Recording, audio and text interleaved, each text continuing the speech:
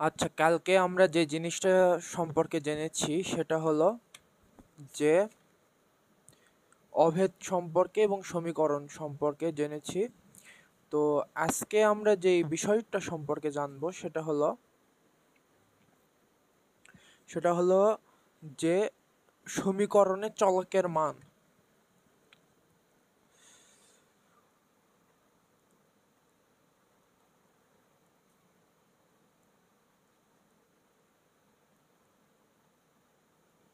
চলকের মান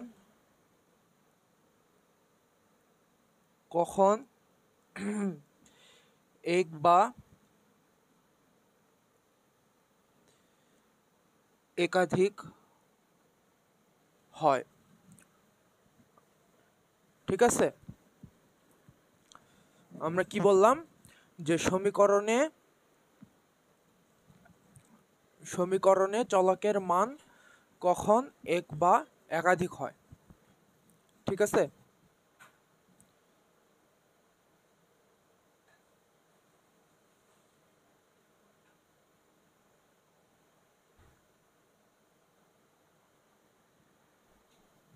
তো আমরা প্রথমে যে বিষয়টা সম্পর্কে জানবো সেটা হলো যে চলকের একটি মাত্র মান, ঠিক আছে? চলকের একটি মাত্র মান যখন সমাধান হয় নির্দিষ্ট, যখন একটা নির্দিষ্ট সমাধান করবা তখন চলকের একটা মান পাবা, ঠিক আছে? তো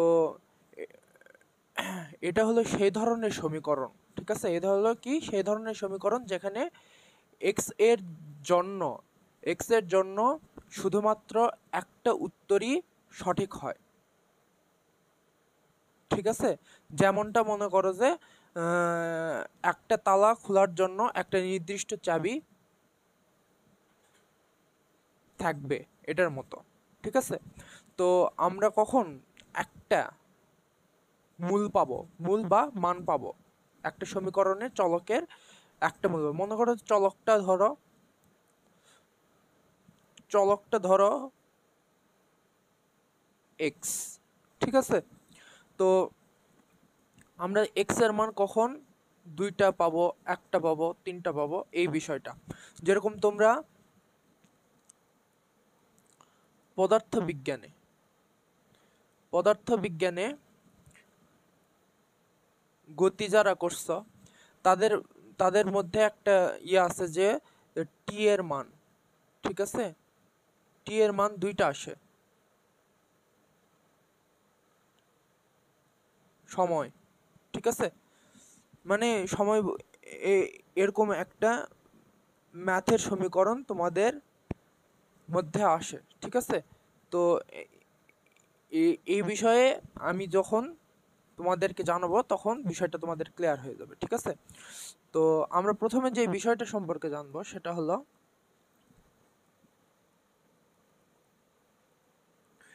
রৈখিক সমীকরণ, ঠিক আছে?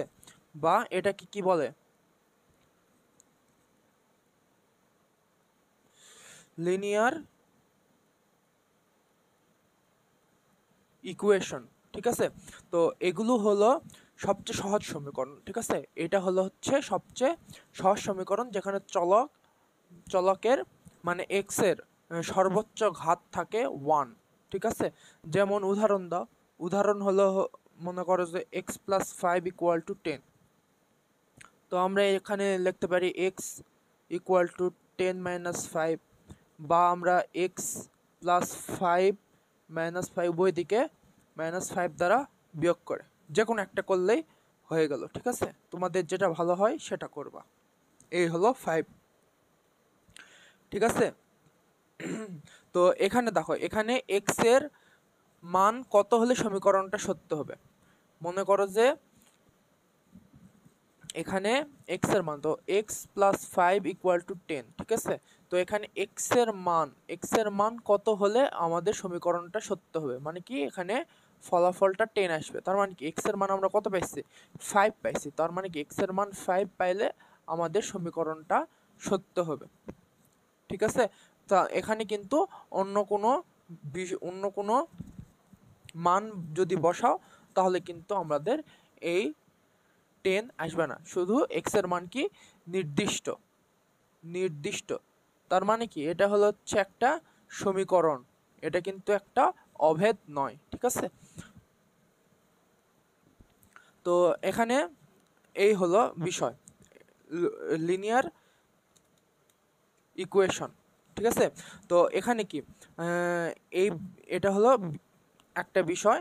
তারপরে 2 নম্বরটা হলো একঘাত সমীকরণ, একঘাত বিশিষ্ট সমীকরণ, ঠিক আছে।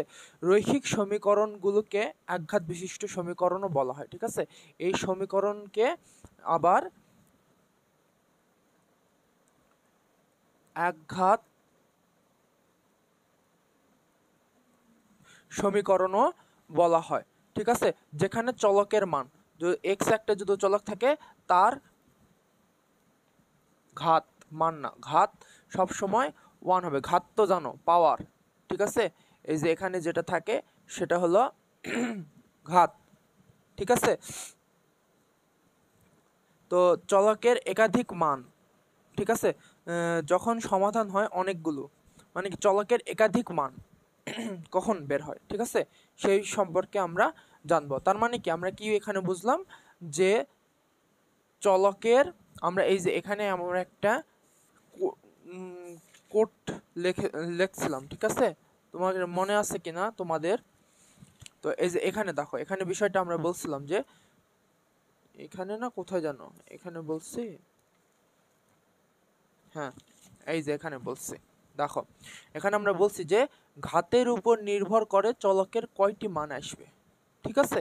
ঘাতের উপর নির্ভর করে, ঘাত যদি 1 হয় তাহলে চলকের মান আসবে একটা, ঘাত যদি 2 হয় চলকের মান আসবে দুইটা, ঘাত যদি 3 হয় চলকের মান আসবে 3টা, ঠিক আছে।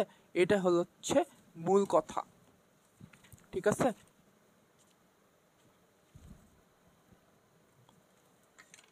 তো চলকের একাধিক মান, আমরা এতক্ষণ কি বলছিলাম, চলকের একটা মান মানে কি একটা চাবি দিয়ে একটা তালাই খোলা যাবে, ঠিক আছে। কিন্তু এখানে চলকের একাধিক মান বলতে কি এটা হলো সেই সব সমীকরণ, ঠিক আছে। চলকের একাধিক মান, চলকের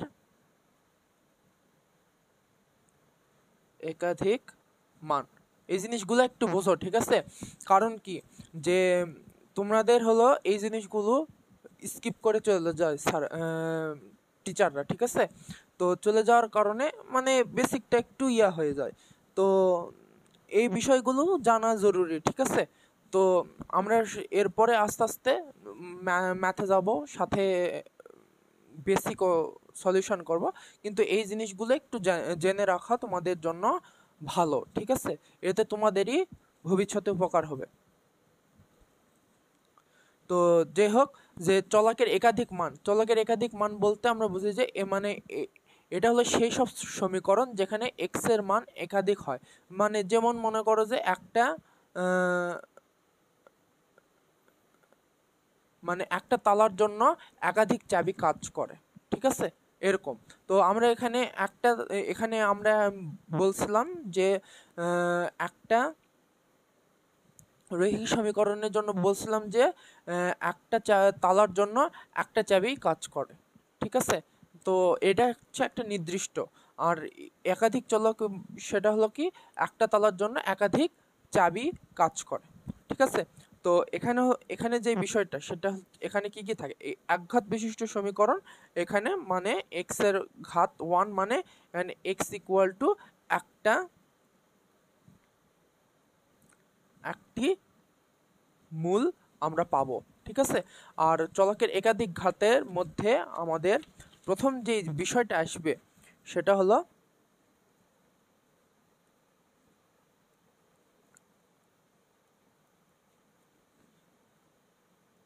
দ্বিঘাত সমীকরণ বা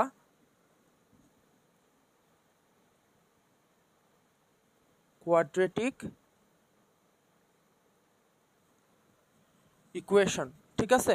তো এগুলোতে চলকের সর্বোচ্চ ঘাত, এখানে চলকের সর্বোচ্চ ঘাত, চলকের সর্বোচ্চ ঘাত হলো 2, ঠিক আছে। তাই সাধারণত এক্স এর 2টা মান পাওয়া যায়, ঠিক আছে। তো এখানে আমরা উদাহরণ দিই একটা, যে এটা একটা দ্বিঘাত সমীকরণ, যেটা কি আকার আছে, ax² plus bx plus c equal to 0 এই আকার আসছে। তার মানে কি এটা একটা দ্বিঘাত সমীকরণের গঠন, সমীকরণের একটা গঠন, ঠিক আছে। তো তোমরা ক্যালকুলেটরে তোমরা দেখতে পাবা, ঠিক আছে, ক্যালকুলেটরে তোমরা ইকুয়েশন অপশানে গেলে তোমরা এই জিনিসটা দেখতে পাবে যে এক চলক বিশিষ্ট সমীকরণের কি আমরা এই যে এখানে বলছিলাম, এই জায়গায় আমরা দেখিয়ে দিয়েছিলাম, এই যে এখানে আমরা দেখিয়ে দিয়েছিলাম, ঠিক আছে। এই যে দ্বিঘাত সমীকরণ, এক চলক বিশিষ্ট সমীকরণ, তারপর হচ্ছে ত্রিঘাত সমীকরণের গঠন কেমন হয় সেই জিনিসটা আমরা বলছিলাম। তো যাই হোক, তো এই একটা, তো এখন আমরা এটাকে আমরা কি করব, এটাকে যদি আমরা উৎপাদকে বিশ্লেষণ করি, মানে ফ্যাক্টরিং যদি করি, তাহলে আমাদের কয়টা ফ্যাক্টর এখানে আসবে, এখানে হচ্ছে অবশ্যই আমাদের দুইটা ফ্যাক্টর আসার কথা, ঠিক আছে। তো আমরা যদি এখানে বলি 6 3 2 6, ঠিক আছে, তার মানে কি এখানে কি হবে, আমরা এখানে 2x - 3x + 6 = 0। তো আমরা এই বিষয়গুলো, এটা কি, এটা আমরা ক্যালকুলেটরে শিখছি না, এটা কিভাবে ক্যালকুলেটরে ডাইরেক্ট করা যায়, এতে তোমাদের সময় বাঁচবে, ঠিক আছে। তো এই বিষয়গুলো আমরা কিন্তু 3 অধ্যায়ে পড়ে আসছি, ঠিক আছে। তো আমরা 3 অধ্যায়ে পড়ে আসছি, এটা অফলাইনে হয়েছে, কিন্তু আমরা অনলাইনেও এই 3 অধ্যায় পুরোপুরি সুন্দর করে শেষ করব, তখন ওই বিষয়গুলো সম্পর্কে আলোচনা করব। তো যাই হোক, এই জিনিসগুলো তোমরা এটা ক্যালকুলেটরের মাধ্যমে খুব সহজেই বের করা যায়। তো যাই হোক, এখান থেকে আমরা যদি এখন বের করি, এখানে x কমন নিলে x - 2, তারপর এখানে -3, x - 2 = 0। তো x - 2 আমরা কমন নিলে এখানে x - 3 থাকলো এই। তার মানে কি হয়, দেখো, হয় x - 2 = 0 বা x - 3 = 0। তাহলে এখানে x = 2 আর x = 3 পাইলাম, ঠিক আছে।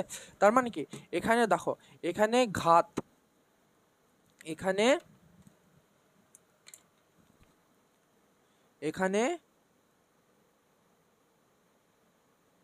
ঘাত, ঠিক আছে, এখানে ঘাত দুইটা, তাই জন্য আমাদের মূল আসছে, মূল দুইটা, ঠিক আছে, মূল আমাদের দুইটা, ঠিক আছে। এটা কি বুঝতে পারছো? তো আমরা যদি এখন এটাকে যদি ত্রিঘাত সমীকরণের দিকে তাকাই, ত্রিঘাত সমীকরণের যদি দিকে তাকায়, কিউবিক ইকুয়েশন, ঠিক আছে, কিউবিক ইকুয়েশন। তো ত্রিঘাত সমীকরণের দিকে যদি তাকায়, তো উদাহরণ দিই, যদি x³ - 6x² + 11x - 6 = 0। তো এই সমীকরণটি সমাধান করলে আমরা x এর 3টা মান পাবো, 3টা মান অথবা মূল পাবো, ঠিক আছে। তো আমরা যদি এখানে আমরা সলিউশন করে দেখি, একটু ট্রাই করে দেখো, 3টা মূল আসবে। তো এখানে দেখো, এখানে হচ্ছে আমরা ইকুয়েশনে যাব, ইকুয়েশন এ, তার মানে এটা হচ্ছে পলিনোমিয়াল ইকুয়েশন। তো ডিগ্রি আমাদের কত, এখানে হচ্ছে ডিগ্রি বলতে আমাদের এখানে ঘাত বোঝাচ্ছে, ঠিক আছে। তো ঘাত এখানে 3, তাই জন্য আমরা এখানে 2 থেকে 4 পর্যন্ত আছে, তার মানে আমরা 3 ইউজ করব। 3 ইউজ করার পর দেখো, এখানে একটু ভালো করে লক্ষ্য করে দেখো, x³ x² x এবং 0, তার মানে কি দেখো এটার সাথে মিল আছে না, x³ x² x এবং 0, মানে 0 বলতে এটা কি, এটা হচ্ছে ধ্রুবপদ, ধ্রুব, এটা কোনো পরিবর্তন হয় না, ঠিক আছে। তো এখন এই দেখো, এখানে হলো হচ্ছে x এর কি, এখানে এটা হচ্ছে ঘাত, x এর ঘাত কত, 3, ঠিক আছে। কিন্তু এখানে x এর সাথে কি আছে, x এর সহগ কত, ঠিক আছে, এটার সাথে সহগ কি আছে সেটা আমাদের দেখতে হবে। এখানে যদি পজিটিভ থাকে পজিটিভ সহ নিতে হবে, নেগেটিভ থাকলে নেগেটিভ সহ নিতে হবে। যেহেতু এখানে কিছু নাই, তার মানে কি এখানে আমরা জানি এটা 1, ঠিক আছে। তো 1 আমরা ক্যালকুলেশনে চাপবো, তারপর ইকুয়াল দিব, তারপর এখানে -6 আছে, ঠিক আছে। তো -6 লিখবো, লিখে ইকুয়াল দিব। তারপর এখানে দেখো এখানে কত আছে, +11 দিব, ইকুয়াল দিব। তারপর এখানে হচ্ছে 0 এর জায়গায় কি আছে, -6 আছে, তো আমরা এখানে -6 বসাবো, ঠিক আছে। এই দিলাম, দেওয়ার পর দেখো এক্স এর মান, দেখো এক্স এর মান একটা কত আসছে, 1 আসছে। এক্স এর মান একটা আসছে 1, মানে কি x1 মানে একটা 1, x1 একটা আসছে। তারপর আবার যদি চাপো তাহলে x2 ইকুয়াল টু দেখো 3 আসছে। তারপর আরেকটা যদি করো তার মানে x3 ইকুয়াল টু 2, ঠিক আছে। এই শেষ, ঠিক আছে। 1 3 1 2 1 3 and 2 আসছে, তাই না। তার মানে কি, এটা যদি এখন আমরা এটাকে x এর মান 1 3 2 আসছে, যেরকম এই যে এখানে x এর মান 2 আসছে, এখানে 3 আসছে, তো এটা তো এখন যদি এই জিনিসটাকে আমরা এই যে এরকম একটা উৎপাদকে প্রকাশ করতে চাই, ঠিক আছে। এটা কি, এটার এক একটা উৎপাদক না, অবশ্যই উৎপাদক। তো আমরা এরকম মানে এই এটার উৎপাদকে যদি প্রকাশ করতে চাই তাহলে এটাকে কিভাবে প্রকাশ করব আমরা কিন্তু এটা শিখে আসছি। তো আমরা কি জানি, তো এটাকে এই দিকে পার করে নিয়ে আসবো। তো -1 ইকুয়াল টু 0, আবার x-3 ইকুয়াল টু 0, আর x-2 ইকুয়াল টু 0। তার মানে কি, এটার উৎপাদক কি, এটার উৎপাদক আমরা যদি এটাকে উৎপাদকে বিশ্লেষণ করি তাহলে আমাদের কি আসবে, x-1 x-3 and x-2 এটা আসবে, ঠিক আছে। এটাই তো হিসাব। তার মানে কি আমাদের এখানে x এর মান 3টা বের হয়েছে, তার মানে কি এখানে ঘাতের উপর নির্ভর করতেছে যে x এর মান কত। তার মানে কি পদার্থবিজ্ঞানে তোমরা যে বিষয়টা, সেই বিষয়গুলো মানে যে বিষয়টা থাকে যে টি এর মান 2টা কেন আসে, মানে এরকম আরো অনেক কিছু আছে। তো ওদিকে আমরা ফিজিক্সের দিকে যাব না, তো বিষয় ওখানে আছে। তো এখানে বিষয়টা আছে সমীকরণের কারণ হয়। সমীকরণ কি, ওটা রৈখিক সমীকরণ বা লিনিয়ার ইকুয়েশন, মানে একঘাত সমীকরণ, একঘাত বিশিষ্ট সমীকরণ না দ্বিঘাত বিশিষ্ট সমীকরণ না ত্রিঘাত বিশিষ্ট সমীকরণ, যেরকম যেই সমীকরণ হবে তার মান মানে মূল সে কয়টায় আসবে, ঠিক আছে। এটা হচ্ছে কথা। এই বুঝতে পারলা যে এক্স এর মান কেন কয়টা আসে, এক বা তার অধিক আসে। তো এটা হচ্ছে এরকম একটা আছে। আর একটা হচ্ছে যে ত্রিকোণমিতির ক্ষেত্র আমরা অনেক সময় দেখতে পাই, ঠিক আছে। ত্রিকোণমিতিক সমীকরণগুলোতেও সমীকরণগুলোতেও আমরা এই বিষয়গুলো দেখতে পাই। যে ত্রিকোণমিতিক সমীকরণের চলক মানে আমরা কি, আমরা হচ্ছে এখানে বীজগণিত রাশিতে এক্স ওয়াই জেড ধরি, কিন্তু আমরা ওখানে ত্রিকোণমিতিতে আমরা কি কি ধরি, থিটা, আলফা বা এ, বড় হাতের বি, সি, এরকম কিছু ধরি না। তো যেরকম এখানে আমরা মনে করতে থিটা ধরে কাজ করব, ঠিক আছে। তো ত্রিকোণমিতিক সমীকরণে চলকের মানে ধরো থিটা কোণ, ঠিক আছে, চলকের অসংখ্য মান থাকতে পারে, বিশেষ করে আমরা যখন একটা নির্দিষ্ট সীমার মধ্যে থাকি না, ঠিক আছে। তোমাকে যদি বলে যে 0 থেকে 90 ডিগ্রির মধ্যে, ঠিক আছে, তখন কিন্তু একটা নির্দিষ্ট মানের মধ্যে তোমাকে এই জিনিসটা বের করতে হবে। যখন আমাদের নির্দিষ্ট কোনো মান নেই, ডিগ্রি নেই, ঠিক আছে, আমরা 0 থেকে মনে করো যে ইনফিনিটি যে কোনো ডিগ্রি হতে পারে, সেটার মনে করো যে সাইনের মান বের করতে বলছে, তখন কিন্তু এক বা একাধিক মান, যে আমরা উদাহরণ দিলে আমরা বুঝতে পারবো, ঠিক আছে। ওদিকে আর না যাই, উদাহরণ দিলে আমরা সহজে বুঝতে পারবো বিষয়টা। তো আমরা এই ধরনের জিনিস করছি না, sine equal to half, MCQ বা হলো অঙ্কে এ ধরনের কাজ করছি না। তো এই জিনিসটাকে কি আমরা তখন কি দেখি যে সাইন কত ডিগ্রির মান হাফ হবে, তাহলে আমরা কি এই সাইন ফাংশনটা আর এদিকের হচ্ছে সাইন ফাংশনটা তুলে দিয়ে আমরা থিটা এর মানটা বের করতে পারবো, ঠিক আছে। তো এই জিনিসটার জন্য তো আমরা করি। তো আমরা এখানে কি লিখি, সাইন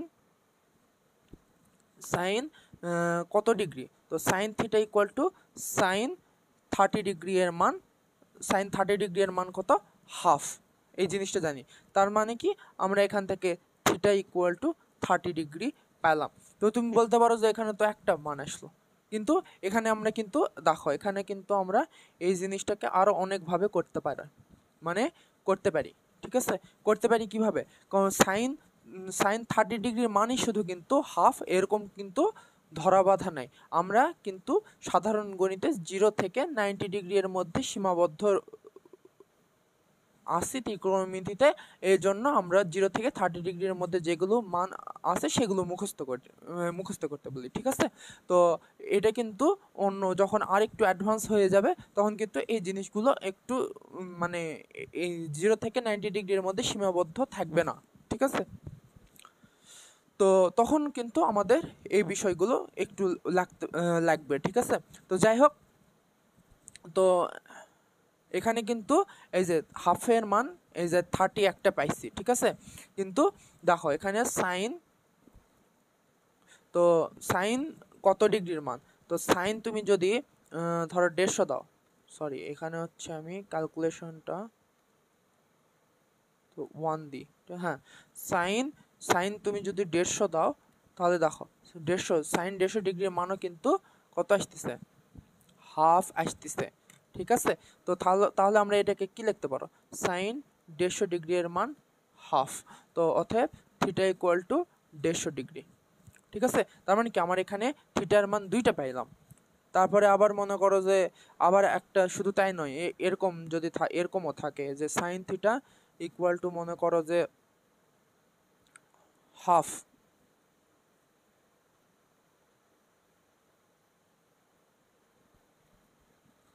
ঠিক আছে।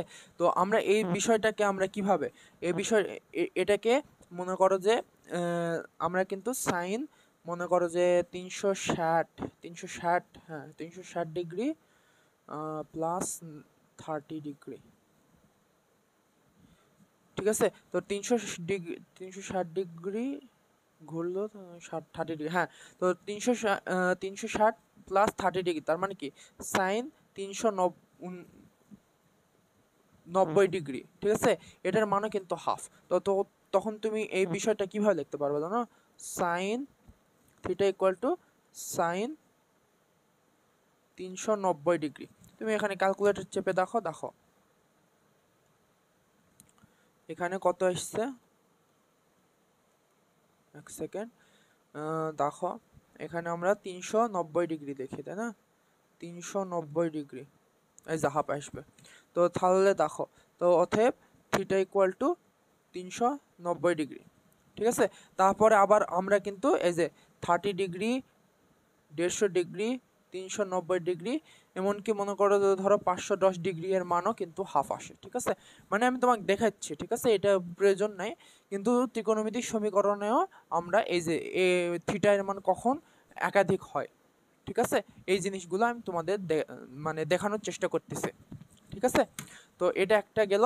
আবার আবার আরেকটা আছে, সেটা হলো অসমতা। আমরা যখন অসমতা পড়বো তখন এই বিষয়ে আরো বিস্তারিত জানবো, ঠিক আছে। এই অসমতা, এটা ইংরেজি হলো হচ্ছে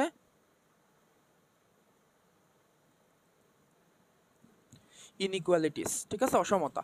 তো এটাও আমরা পড়বো।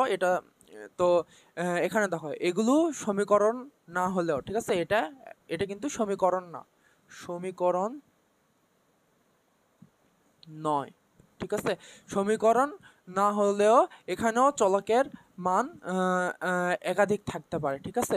অসমতায় আমরা কি ব্যবহার করি, অসমতায় আমরা less than equal or greater than equal, অথবা less than less than greater less than equal, অথবা গ্রেটার দেন ইকুয়াল, এই চিহ্নগুলো ইউজ করি।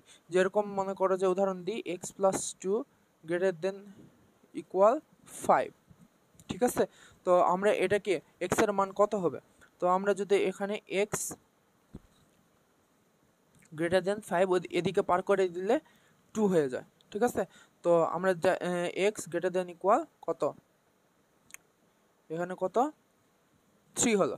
এর মানে কি, মানে এক্স 3 থেকে এক্স এর মান বড়, তার মানে কি, এর মানে কি হলো এক্স এর মান 3 থেকে বড়, তার মানে কি 4 থেকে 4 5 6 dot dot dot dot infinity যে কোনো কিছু হতে পারে, ঠিক আছে, অসংখ্য মান ইনফিনিটি পর্যন্ত যেতে পারে, ঠিক আছে। তো এটা হলো একটা বিষয়। তো সহজ ভাষায় যদি বলি, সহজ ভাষায় যদি তোমাদেরকে বুঝায় যে এক্স এর মান কখন এক বা একাধিক হয়, তখন আমরা সেই বিষয়টা সম্পর্কে যদি বলি তাহলে সেটা হলো যে যখন একটা মাত্র মান থাকে, যদি সমীকরণে চলকের ঘাত এক হয়, ঠিক আছে, সেটা কি রৈখিক সমীকরণ বা একঘাত বিশিষ্ট সমীকরণ, বা এমন কোনো শর্ত থাকে যা শুধুমাত্র একটি উত্তরকেই অনুমতি দেয়, ঠিক আছে, যা আমরা ওই সমান এবং অভেদের মধ্যে পার্থক্য দেখানোর সময় এই বিষয়টাকে বলছি, ঠিক আছে। অনুমতি দেয় এমন কোনো শর্ত, ঠিক আছে, থাকে যা শুধুমাত্র একটি উত্তরকে অনুমতি দিবে, ঠিক আছে, একটা উত্তরকে অনুমতি দেয়। এটা অনেকটা সেই, ঠিক আছে, মনে করো যে ধরো এক্স প্লাস 2 ইকুয়াল টু 5, মানে এক্স এর মান একটা নির্দিষ্ট মান হবে, নির্দিষ্ট মান হইলেই এই সমীকরণটা সিদ্ধ হবে, ঠিক আছে। তো এটাই হলো মূল কথা, ঠিক আছে। আর যখন একাধিক মান থাকে, যখন একাধিক মান কি, যদি সমীকরণের চলকের ঘাত একের বেশি হয়, ঠিক আছে, দ্বিঘাত ত্রিঘাত বা আরো, ঠিক আছে, যদি অথবা কি, যদি মনে করে দ্বিঘাত ত্রিঘাত সমীকরণ অথবা আরো যেগুলো সমীকরণ আছে বা ত্রিকোণমিতিক সমীকরণের মতো বরাবর একই উত্তর আসে, ঠিক আছে, বা যদি অসমতা থাকে, এই ধরনের অসমতা থাকে, এটা একটা মানে কি মাল্টিপল টাইপের উত্তর মানে মূল আসবে, ঠিক আছে, মাল্টিপল, এক্স এর মান 2 হতে পারে, 3 হতে পারে, 4 হতে পারে, যে কোনো আসতে পারে, ঠিক আছে। এটা হচ্ছে কথা। তার মানে কি, আমাদের এত কিছু বলার মূল থিমটা হলো কোথায় অবস্থিত, সেটা হচ্ছে এই একটুকের মধ্যে অবস্থিত, যেটা আমরা এইখানে লিখে দিয়েছি, ঠিক আছে, এই যে এই একটুক যে ঘাতের উপর নির্ভর করে চলকের কয়টি মান আসবে, ঠিক আছে, ঘাত যদি 1 হয় একটা মান আসবে, ঘাত 2 হলে 2টা, ঘাত 3 হলে 3টা, 4 হলে 4টা, এই হিসাব, ঠিক আছে, খুব ইজি। তো এই হলো আমাদের মূল বিষয়টা। তো আমরা এখন আমরা পরবর্তী ধাপে চলে যাব, ঠিক আছে, পরবর্তী ধাপে আমরা চলে যাব যে এখন এই জিনিসগুলো করাতে, এই জিনিসগুলো খুবই সোজা, ঠিক আছে। তো একটু ধৈর্য সহকারে তোমাদের করতে হবে, তাহলে তোমরা সহজেই বিষয়গুলো বুঝতে পারবা এবং করতেও তোমাদের ইজি লাগবে, ঠিক আছে।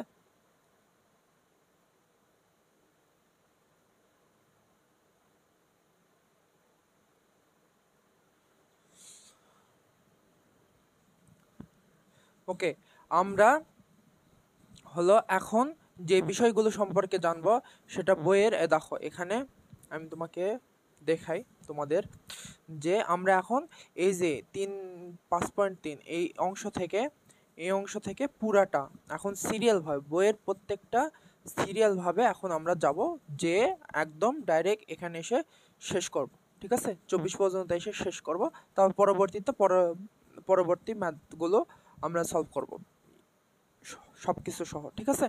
তো আমরা এখন এখান থেকে আমরা শুরু করব। তো তোমরা বই বের করে এখান থেকে দেখো, তাহলে বুঝতে পারবা। বই বই বের করলে হবে, না করলে হবে, কোনো প্রবলেম নেই, আমি সব বুঝিয়ে দেব, তোমাদের সব কমপ্লিট হয়ে যাবে আর কি। তো আমরা এখন একটু বেসিক ধারণা নিই, যে আমরা আমরা এখানে কিন্তু চলক সম্পর্কে জানছি, ঠিক আছে, চলক ভেরিয়েবল এই জিনিসগুলো সম্পর্কে জানছি, ঠিক আছে। তো ধ্রুবক চলক সম্পর্কে জানছি, তো চলক সম্পর্কে আমরা বলবো না। তো আমরা এখন ধ্রুবক সম্পর্কে বলি, ঠিক আছে। ধ্রুবকটা কি? ধ্রুবক হলো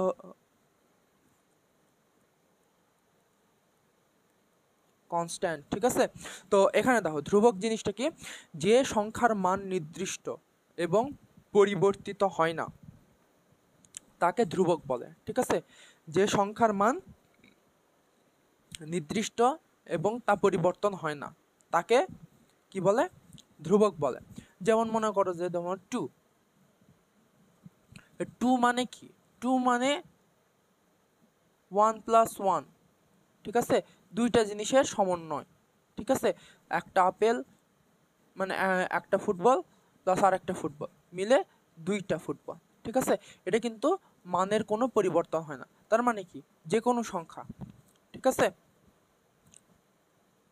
যে কোনো সংখ্যায় একটা ধ্রুবক হিসেবে কাজ করে, ঠিক আছে। তারপরে আমরা রাশি কি, রাশিটা কি, রাশিকে বলা হচ্ছে এক্সপ্রেশন, ঠিক আছে, এক্সপ্রেশন। তো আমরা যে পড়ি নাই যে বীজগাণিতিক রাশি, আলজেব্রিক এক্সপ্রেশন, তো ওই জিনিসটাই, ঠিক আছে। তো রাশিটা কি, চলক এবং ধ্রুবকের সমন্বয়ে, চলক প্লাস ধ্রুবকের সমন্বয়ে গঠিত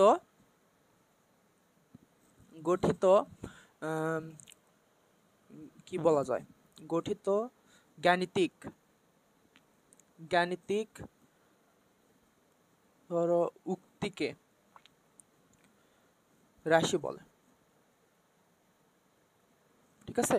চলক এবং ধ্রুবকের সমন্বয়ে গঠিত গাণিতিক উক্তিকে রাশি বলে। গাণিতিক উক্তিটা কি, তো তুমি একটা জিনিসকে গাণিতিকভাবে প্রকাশ করতেছো, ওটাকে গাণিতিক উক্তি বলে, এরকম, ঠিক আছে।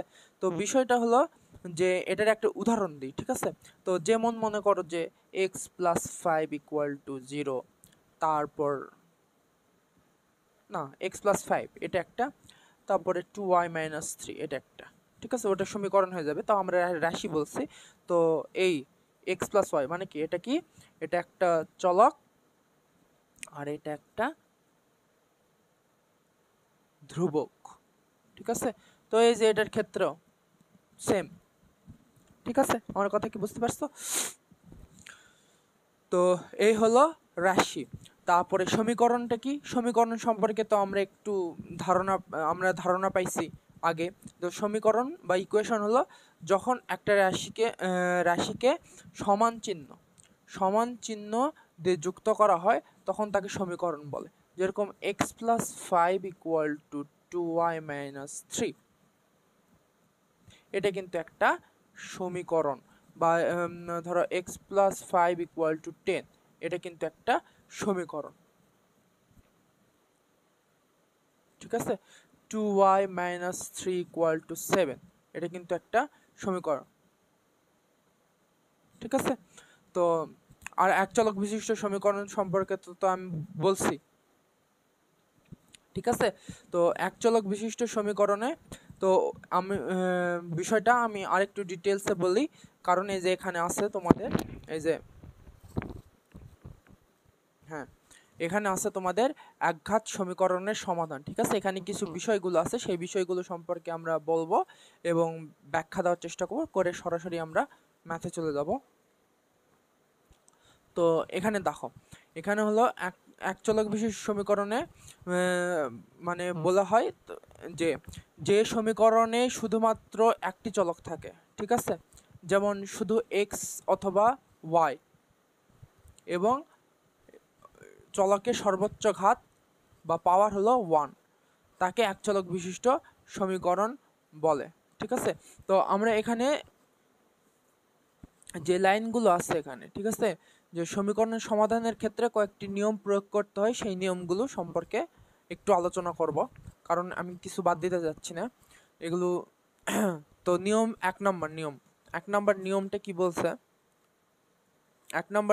কি বলছে, বইয়ে দেখো, তোমরা বই খুলে দেখো যে একঘাত সমীকরণের সমাধানের কিছু নিয়ম আছে, ঠিক আছে। 1 নম্বর নিয়মটা বলছে কি, সমীকরণের উভয় পক্ষে একই সংখ্যা বা রাশি যোগ করলে পক্ষদ্বয় সমান হয়, ঠিক আছে, আমরা উদাহরণের মাধ্যমে এই বিষয়গুলো বোঝানোর চেষ্টা করতেছি যে সমীকরণের উভয় পক্ষে একই সংখ্যা বা রাশি যোগ করলে পক্ষদ্বয় সমান থাকে। ঠিক আছে, তো এটা কি কি বোঝানো হয়েছে? তো ধরো তুমি একটা মাপক যন্ত্র বা ওই জিনিসটাকে তুলাদণ্ড বলে, ঠিক আছে, আমরা যেটাতে মনে করো যে দাড়ি পাল্লা বলি, মেন যে বিষয়টা, ঠিক আছে, দাড়ি পাল্লা বলি। তো যাই হোক, এখানে আঁকালাম না। তো আমরা তুলাদণ্ড বলতে পারি ওই জিনিসটাকে, বা দাড়ি পাল্লা বলতে পারি, যে কোনো। তো এটা অনেকটা মানে তুলাদণ্ড বা দাড়ি পাল্লার মতো, ঠিক আছে। যদি এক পাশে তুমি যদি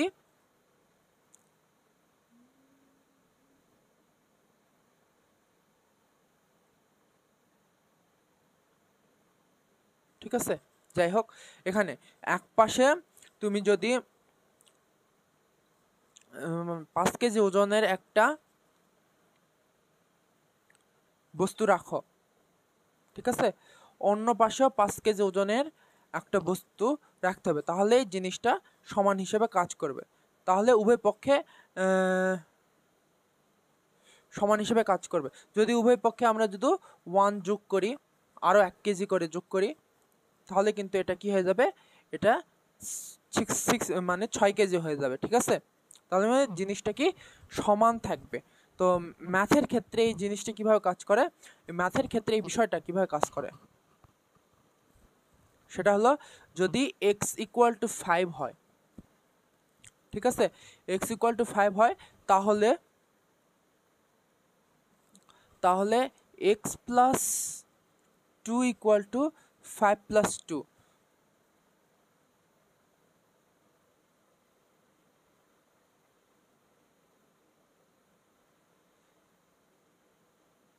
হ্যাঁ, x প্লাস 2 ইকুয়াল টু 7, ঠিক আছে। মানে কি উভয় পক্ষে আমরা উভয় পক্ষে 2 দ্বারা যোগ করে, এখানে মূল সমীকরণটা তাহলে কি ছিল, মূল সমীকরণটা ছিল x ইকুয়াল টু 5, ঠিক আছে, x ইকুয়াল টু 5 মূল সমীকরণ ছিল, ঠিক আছে। এই যে এখানে আমরা লিখছি x ইকুয়াল টু 5 আমরা মূল সমীকরণটা ছিল। তো আমরা এখান থেকে আমরা কি করছি, যে উভয় পক্ষে 2 দ্বারা যোগ করে দিছি, উভয় পক্ষে 2 দ্বারা যোগ করে দেওয়ার কারণে আমাদের কি আসছে, x প্লাস 2 ইকুয়াল টু 7, মানে কি উভয় পক্ষে 2 দ্বারা যোগ করেছে। তো দাঁড়িপাল্লার ক্ষেত্রে আমরা সেম, যে এখানে 5 আছে, এখানে 5 আছে, তো উভয় দিকে আমরা 1 কেজি 1 কেজি করে যোগ করছি, তার মানে কি এখানে সমান হয়েছে, এখানেও সমান হয়েছে, তার মানে কি এখানেও বিষয়টা সমান হয়েছে, এখানেও বিষয়টা সমান হয়েছে, ঠিক আছে। তো এই যাওয়ার কারণে ওই 1 নাম্বারটা কি বলছে, সমীকরণের উভয় পক্ষে একই সংখ্যা বা রাশি যোগ করলে পক্ষদ্বয় সমান হয়। এই একটা মানে হলো যে নিয়ম, এটা একটা নিয়ম বলে দিছে। তো এটাই আমরা উদাহরণ দিয়ে আমরা বুঝিয়ে দিলাম। তারপরে 2 নাম্বার নিয়মটা কি বলছে দেখো, যে সমীকরণের উভয় পক্ষ থেকে একই সংখ্যা বা একই রাশি বিয়োগ করলে উভয় পক্ষ কি হয়, সমান হয়, ঠিক আছে। সেই তুলাদণ্ডের কথা চিন্তা করো। তো আমার কাছে এখানে 6 কেজি আছে, এখানে 6 কেজি আছে, তো উভয় পক্ষ থেকে আমরা 2 কেজি করে বাদ দিলাম, ঠিক আছে, 2 কেজি করে বাদ দিলাম, তাহলে আমার কাছে এখানে 4 থাকলো, এখানে 4 থাকলো, তাহলে কি এটা একটা সমান হয়ে গেল, ঠিক আছে। তাহলে এখানে আমরা দেখি x ইকুয়াল টু যদি 5 হয়, তাহলে আমরা কি বলছে, যে সমীকরণ উভয় পক্ষে একই সংখ্যা দ্বারা একই সংখ্যা বা রাশি দ্বারা বিয়োগ করলে উভয় পক্ষ সমান হয়। তো আমরা যদি x মাইনাস 2 উভয় পক্ষে এটা যদি করি, তাহলে কি হলো, যে উভয় পক্ষে 2 দ্বারা বিয়োগ করে তাহলে কি হলো, এখানে x মাইনাস 2 ইকুয়াল টু 3, তার মানে কি এটা আমাদের উভয় পক্ষকে সমান, মানে কি এটা মানেও যেটা, এই জিনিসটা মানেও সেটা, ঠিক আছে। তার মানে কি দেখো, তুমি এখানে ট্রাই করে দেখো, তো x ইকুয়াল টু 2 ওদিকে পার করে দাও, ইকুয়াল টু 5 হয়ে গেল, দেখছো, মানে কি এই এটাও যেটা, এটাও সেটা, ঠিক আছে, মানের কোনো পরিবর্তন হলো না, এটাই বোঝানো হয়েছে, ঠিক আছে। তো 2 নাম্বার নিয়ম গেল। তারপর 3 নাম্বার নিয়মটা কি বলছে, 3 নম্বর নিয়মটা বলছে, সমীকরণের উভয় পক্ষকে একই সংখ্যা বা রাশি দ্বারা গুণ করলে উভয় পক্ষদ্বয় সমান হবে, ঠিক আছে। তো সেম সেম জিনিস, যে দাঁড়িপাল্লায় 5 কেজি যদি থাকে, যে 5 কেজি যদি থাকে 5 কেজি যদি থাকে, উভয় পক্ষে আমরা যদি 2 দ্বারা গুণ করে দিই, ঠিক আছে, 2 দ্বারা যদি গুণ করে দিই, উভয় পক্ষে 2 দ্বারা গুণ করে দিই, তাহলে আমরা কত পাবো? 10 পাবো, ঠিক আছে, 10 পাবো। ম্যাথের ক্ষেত্রে কি x equal to 5, x equal to 5 উভয় পক্ষে আমরা 2 দ্বারা গুণ করে দিলাম, উভয় পক্ষে 2 দ্বারা গুণ করে দিলাম, 2 দ্বারা গুণ করে, তাহলে আমরা দেখি 2x ইকুয়াল টু 10, ঠিক আছে। তুমি এই সমীকরণটা আর এই সমীকরণটা কিন্তু সেম, 2 এদিকে পার করে দাও, দেখো x ইকুয়াল টু 5 চলে আসবে, ঠিক আছে। এই সমীকরণটা কিন্তু সেম টু সেম, ঠিক আছে। তো এটা হলো কথা, যে সমীকরণের উভয় পক্ষে একই সংখ্যা বা রাশি দ্বারা গুণ করলে পক্ষদ্বয় সমান হয়। তো 4 নাম্বার বিষয়টা কি বলছে দেখো, 4 নাম্বার নিয়মটা, বিষয়টা না, নিয়মটা কি বলছে। তো 4 নাম্বার নিয়মটা বলছে, এটা হচ্ছে 3 নাম্বার নিয়ম, 4 নাম্বার নিয়মটা আমি এখানেই লিখি, ঠিক আছে। 4 নাম্বার নিয়মটা কি বলছে, যে সমীকরণের উভয় পক্ষকে অশূন্য একই সংখ্যা বা রাশি দ্বারা ভাগ করলে, অশূন্য মানে কি শূন্য হওয়া যাবে না, অশূন্য একই সংখ্যা বা রাশি দ্বারা ভাগ করলে পক্ষদ্বয় পরস্পর সমান হয়। তো এটাই আমরা একটু বিশ্লেষণ করে বলি, যে অশূন্য মানে কি? অশূন্য মানে হলো শূন্য ছাড়া অন্য যে কোনো সংখ্যা, ঠিক আছে। তো কারণ গণিতে শূন্য দিয়ে কোনো কিছুকে ভাগ করলে সেটা কি হয়ে যায়? সেটা হয়ে যায় শূন্য দ্বারা কোনো কিছু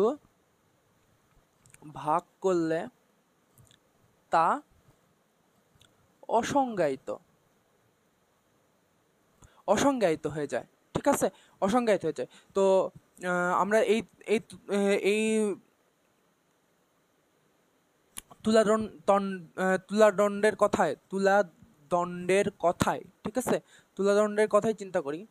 তো এখানে তুলাদণ্ড বা দাঁড়িপাল্লা যেটাই হোক, তুলাদণ্ড মাথায় আসতেছে কেন, যাই হোক, দাঁড়িপাল্লার কথাই যদি চিন্তা করি, তাহলে এখানে দেখো 10 কেজি থাকলে, ঠিক আছে, আমাদের এখানে 10 কেজি, এখানে 10 কেজি যদি থাকে, তাহলে উভয় পক্ষকে যদি আমরা 2 দ্বারা ভাগ করি, তাহলে কিন্তু আমাদের 5 আসতেছে, সমান সমান আসতেছে, ঠিক আছে। তো যেরকম এটা ম্যাথ হিসেবে যদি করি, তো কি 2x ইকুয়াল টু 10, এই যে এখানে 2x ইকুয়াল টু 10 এটাই নিলাম, নেওয়ার পরে এখন যদি আমরা এখানে কি করি, উভয় পক্ষকে যদি আমরা 2 দ্বারা ভাগ করি, তাহলে বিষয়টা কি আসবে, যে x ইকুয়াল টু 5, বুঝতে পারছো আমার কথা?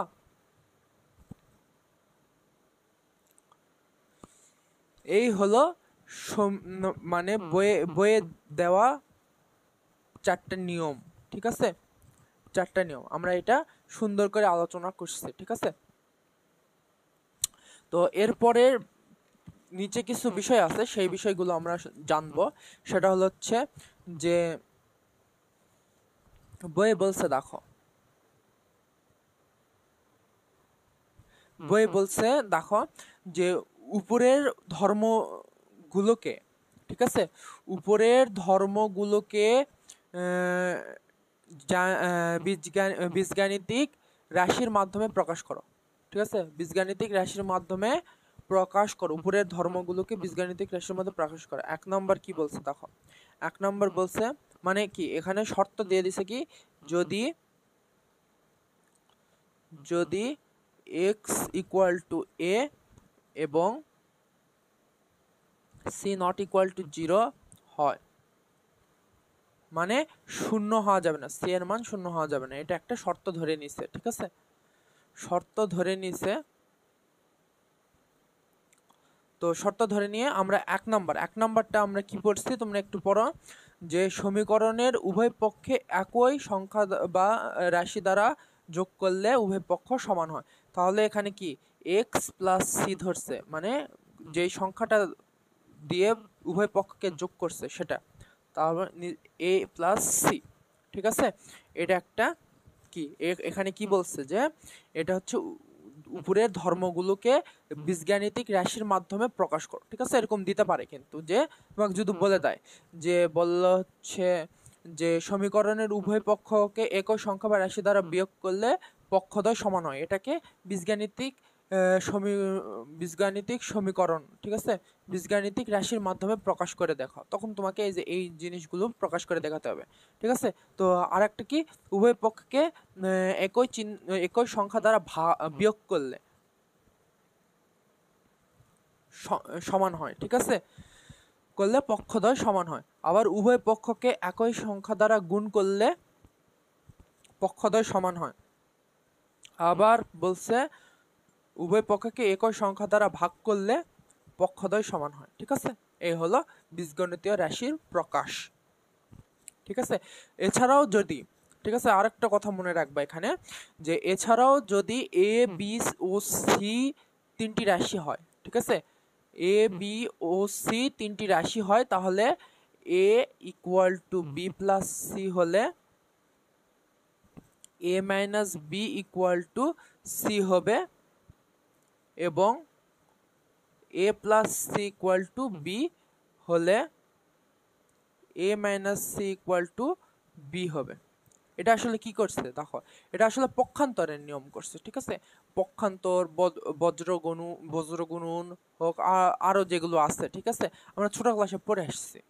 ঠিক আছে, এই বিষয়গুলো, তো এই বিষয়গুলো দরকার নেই, তোমরা একটু বড় হয়েছে, অ্যাডভান্স হয়েছে, তো তোমরা ডাইরেক্ট এই বিষয়গুলো করতে পারবা। ঠিক আছে, পক্ষান্তর করতে এগুলো তো জানো, x plus two equal to three, তো x equal to three minus two, তো এটা কি, এটা হচ্ছে পক্ষান্তর। ঠিক আছে, আর আমরা এই জিনিসগুলো যেটা করছি সেটা হচ্ছে যে ছোট বাবুর মতো অঙ্ক। ঠিক আছে, থ্রি, তো উভয় পক্ষকে আমরা সেম জিনিস দিয়ে বিয়োগ করে দিলাম। ঠিক আছে, তো উভয় পক্ষকে টু দ্বারা বিয়োগ করে দিলাম, তার মানে কি এক্স ইকুয়াল টু ওয়ান। ঠিক আছে, এটা ছোট বাবুর মতো অঙ্ক। ঠিক আছে, আর আমরা পক্ষান্তর হিসাব করে করছি। ঠিক আছে, এগুলো ডাইরেক্ট অ্যাকশন আমরা করি। ঠিক আছে, সমীকরণ সমাধানের ক্ষেত্রে। ঠিক আছে, এই হলো হিসাব। তো আমরা এখন যে বিষয়টা সম্পর্কে করব সেটা হলো এই সমাধান নির্ণয়। ঠিক আছে, সমাধানগুলো করব। তো সমাধান হলো,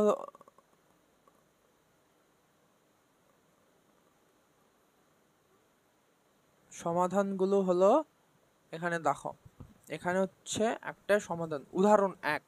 ঠিক আছে, উদাহরণ এক, আমরা এই যে অঙ্ক শুরু করলাম, উদাহরণ একটা দেখো কি বলছে, যে 5x divided 7 minus 4/5 equal to x/2/5।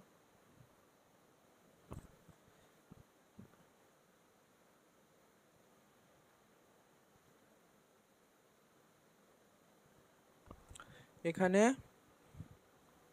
কি বলছে, 5x ডিভাইডেড 7 মাইনাস 4/5, তো x/5, ঠিক আছে, x/5 আর 2/7। ঠিক আছে, এটা ক্যালকুলেশন করতে বলছে, মানে কি ক্যালকুলেশন বলতে কি x এর মান বের করতে হবে। ঠিক আছে, তো আমরা এখন করি, উভয় দিকে কি লসাগু করে দেব, 5 7 35, তো এখানে 5 25x মাইনাস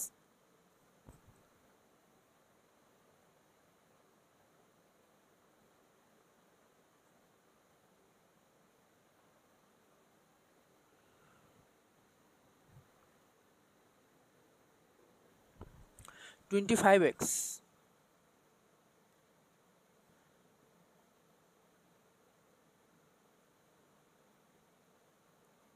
28 ইকুয়াল টু 35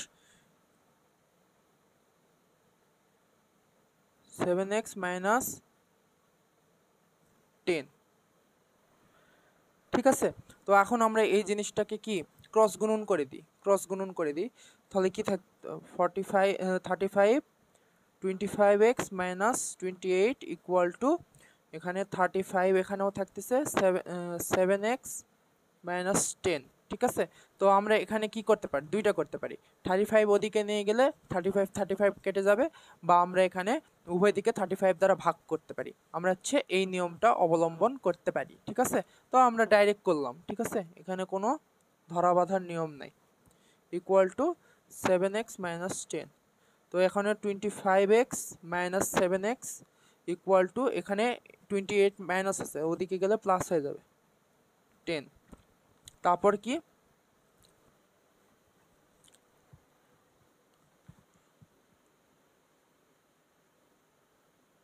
তো তার মানে 25 থেকে 7 বাদ দিলে কত, 18x ইকুয়াল টু কত 18, অতএব x ইকুয়াল টু 1।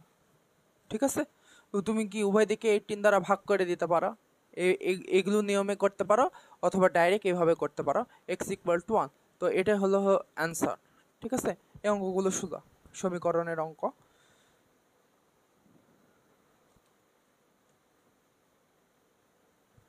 ঠিক আছে, এটা হলো। এবার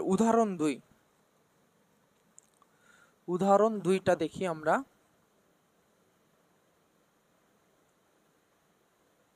উদাহরণ 2টা এখানে কি বলছে দেখো, y minus 1 y plus 2 equal to y plus 4 y minus 2। এখন দেখো দুইটা উৎপাদক আছে। ঠিক আছে, দুইটা উৎপাদক আছে।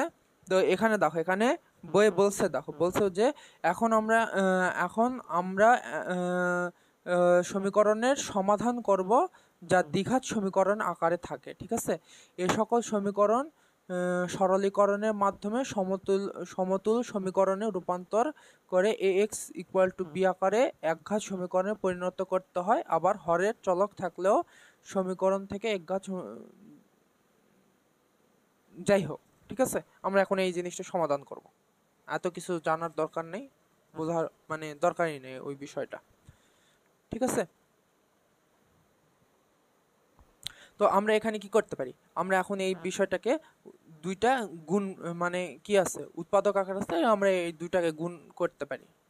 ঠিক আছে,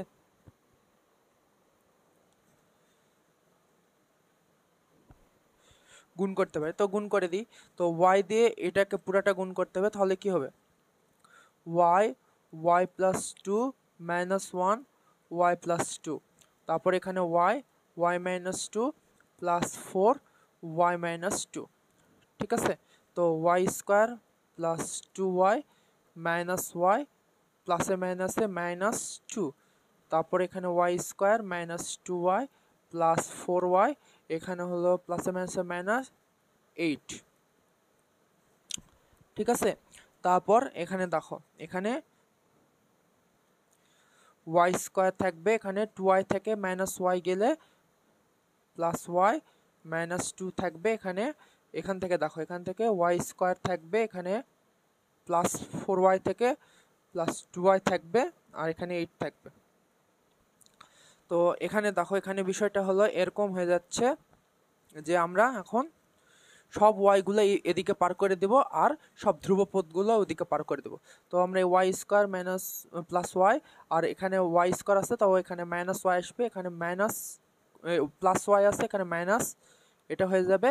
আর এটা 2 আছে তাই না, 2 ওদিকে গেলে প্লাস 2 হয়ে যাবে, তো 2 মাইনাস 8 হয়ে যাবে।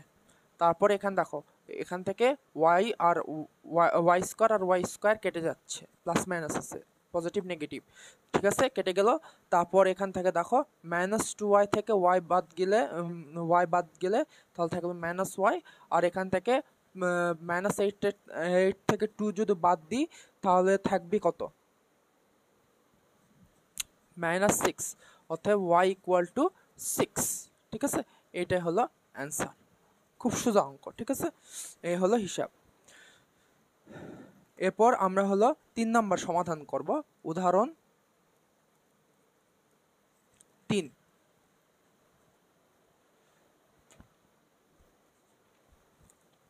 ঠিক আছে। তো উদাহরণ 3টা কি বলছে দেখো একটু, যে 6x plus 1 divided 15 minus 2x minus 4 divided 7x minus 1 equal to 2x minus 1 5। ঠিক আছে।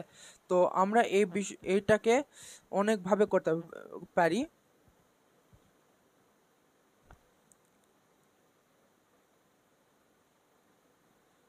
তো আমরা দেখি কিভাবে করতে পারি।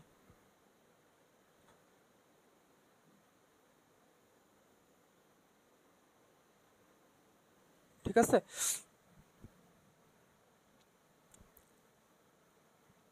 তো আমরা এখানে দেখো, এখানে একটা বিষয় করতে পারি, যদি আমরা এখানে যদি লসাগু করি, ঠিক আছে, এই জিনিসটা একটু বড় হয়ে যাবে। ঠিক আছে, আমাদের ক্যালকুলেশনের জন্য একটু কঠিন হয়ে যাবে।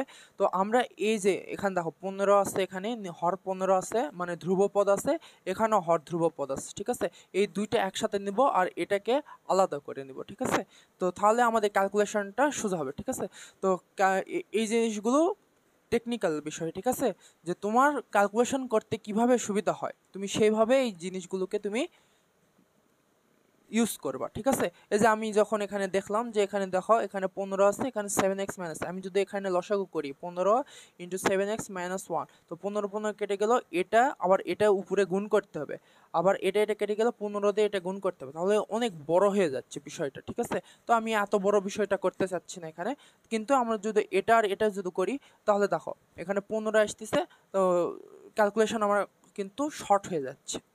ঠিক আছে, তো আমরা এই জন্য এই জিনিসটাকে পক্ষান্তর করব, মানে পক্ষান্তর করে এটা এদিকে আনবো, এটা এদিকে পার করে দিব। তো মানে এটা পজিটিভ আছে, এটা নেগেটিভ হয়ে যাবে, 2x মাইনাস 1 ডিভাইডেড 5, আর এটা নেগেটিভ আছে, ওদিকে গেলে পজিটিভ হয়ে যাবে। তার মানে কি 2x minus 4 divided 7x minus 1। তুমি এখান থেকেও ডাইরেক্ট করতে পারবা। ঠিক আছে, তুমি যদি ক্যালকুলেশন সঠিকভাবে করতে পারো, তুমি এগুলো পক্ষান্তর না করে ডাইরেক্ট লসাগু করেও করতে পারবা, কোনো সমস্যা নেই। ঠিক আছে, শুধু এইটুকু মাথায় রাখবা যে তোমার ক্যালকুলেশন কারেক্ট করছো কিনা সেই বিষয়টা তোমাদের খেয়াল রাখতে হবে। ঠিক আছে, তো আমরা এই জিনিসটা করলাম। এখন এখানে দেখো 15 আর 5-এর লসাগু কত? 15। ঠিক আছে, তো 15 কেটে গেল, তাহলে 6 প্লাস 1, আর 5 দিয়ে 15 কত হয়? 3 হয়। ঠিক আছে, তো কি হলো? 3 হয়। এখন দেখো এখানে হচ্ছে মাইনাস আছে। ঠিক আছে, তো মাইনাস 3 ইন্টু 2x মাইনাস 1, আমি তোমাদের একটু দেখালাম যে ভুল যেন না হয়। ঠিক আছে, আমি ডাইরেক্ট ওখানে কি করতে পারতাম, মাইনাস 6x প্লাস 6 লিখতে পারতাম, মানে মাইনাস 6x প্লাস 3 লিখতে পারতাম। ঠিক আছে, এই বিষয়টা করতে পারতাম, কিন্তু করলাম না। ঠিক আছে, বোঝানোর জন্য। তো 6x প্লাস 1 মাইনাস প্লাসে মাইনাসে মাইনাস 6x মাইনাসে মাইনাসে plus 3 divided 15 equal to 2x minus 4 7x minus 1। তো এখানে কত আসতেছে দেখো দেখি, এটা কেটে গেল, তাহলে উপরে কত থাকলো? 4 divided 15 equal to 2x minus 4 divided 7x minus 1। ঠিক আছে, এটাকে এখন আমরা আর গুণন করব। ঠিক আছে, যদি আমরা এটাকে আর গুণন করি, এটাকে যদি আর গুণন বা ক্রস ক্রস ক্রস করি, ক্রস গুণন করি, ঠিক আছে, যেটা বলো। তো ক্রস করলে তাহলে আমাদের এখানে কি আসতেছে দেখো তো, এখানে 7x মাইনাস 1 ইকুয়াল টু 4 আসতেছে, ইকুয়াল টু 2, সরি 7x 4 আসতেছে ইন্টু 4, এটা একটু কেটে দিই তাহলে বুঝতে হবে। তার মানে কি 4 ইন্টু 7x মাইনাস 1 আসতেছে, আর একটা হলো 15 ইন্টু 2x মাইনাস 4 আসতেছে।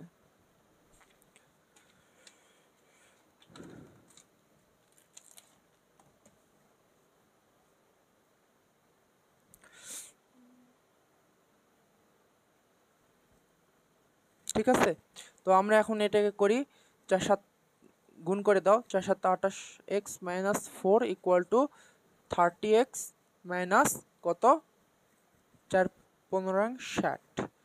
ঠিক আছে। তো আমরা এখন এই বিষয়টাকে যদি আমরা ক্যালকুলেট করি তাহলে দেখো এখানে কি আসতেছে, আমরা 30x minus 60 equal to 28x minus 4 এভাবে করলাম। তারপর এখানে 30x minus 28x equal to 60 minus 4, বা এখানে 2x ইকুয়াল টু 56 হলো, অর্থাৎ x ইকুয়াল টু 28। ঠিক আছে, এই হলো অ্যান্সার। ঠিক আছে, x এর মান 28। এগুলো কিন্তু খুবই সোজা অঙ্ক। ঠিক আছে, তারপরে উদাহরণ দেখো, উদাহরণ 4। এখানে বোঝার কিছু নাই। ঠিক আছে, তোমার ক্যালকুলেশন কতটা মজবুত সেই বিষয়টা এই জায়গায় দেখা হবে। ঠিক আছে, তো তোমাদের ক্যালকুলেশন মজবুত করার জন্য এই জিনিসগুলো বারবার প্র্যাকটিস করা বাধ্যতামূলক। ঠিক আছে, এই হলো হিসাব।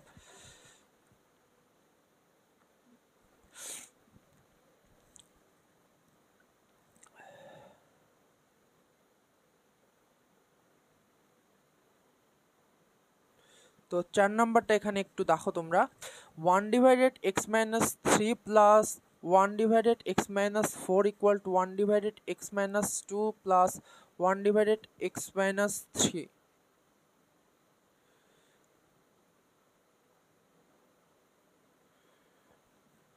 ঠিক আছে,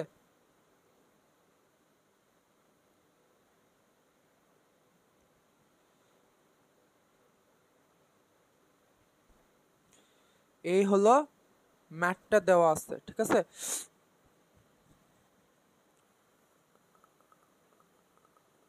এই ম্যাথটা দেওয়া আছে, এই ম্যাথটা আমরা সমাধান করব, বইয়ে কিন্তু করে দেওয়া আছে। আমরা এই বিষয়গুলো একটু বোঝার চেষ্টা করি। দেখো, আমাদের এই ম্যাথটা করার আগে আমি একটা জিনিস করতে ভুলে গেছি, যে এই যে এখানে বলছে দেখো, সমাধান করো এবং সমাধান সেট নির্ণয় করো। ঠিক আছে, সমাধান সেট নির্ণয় করো। সমাধান সেটটা কি?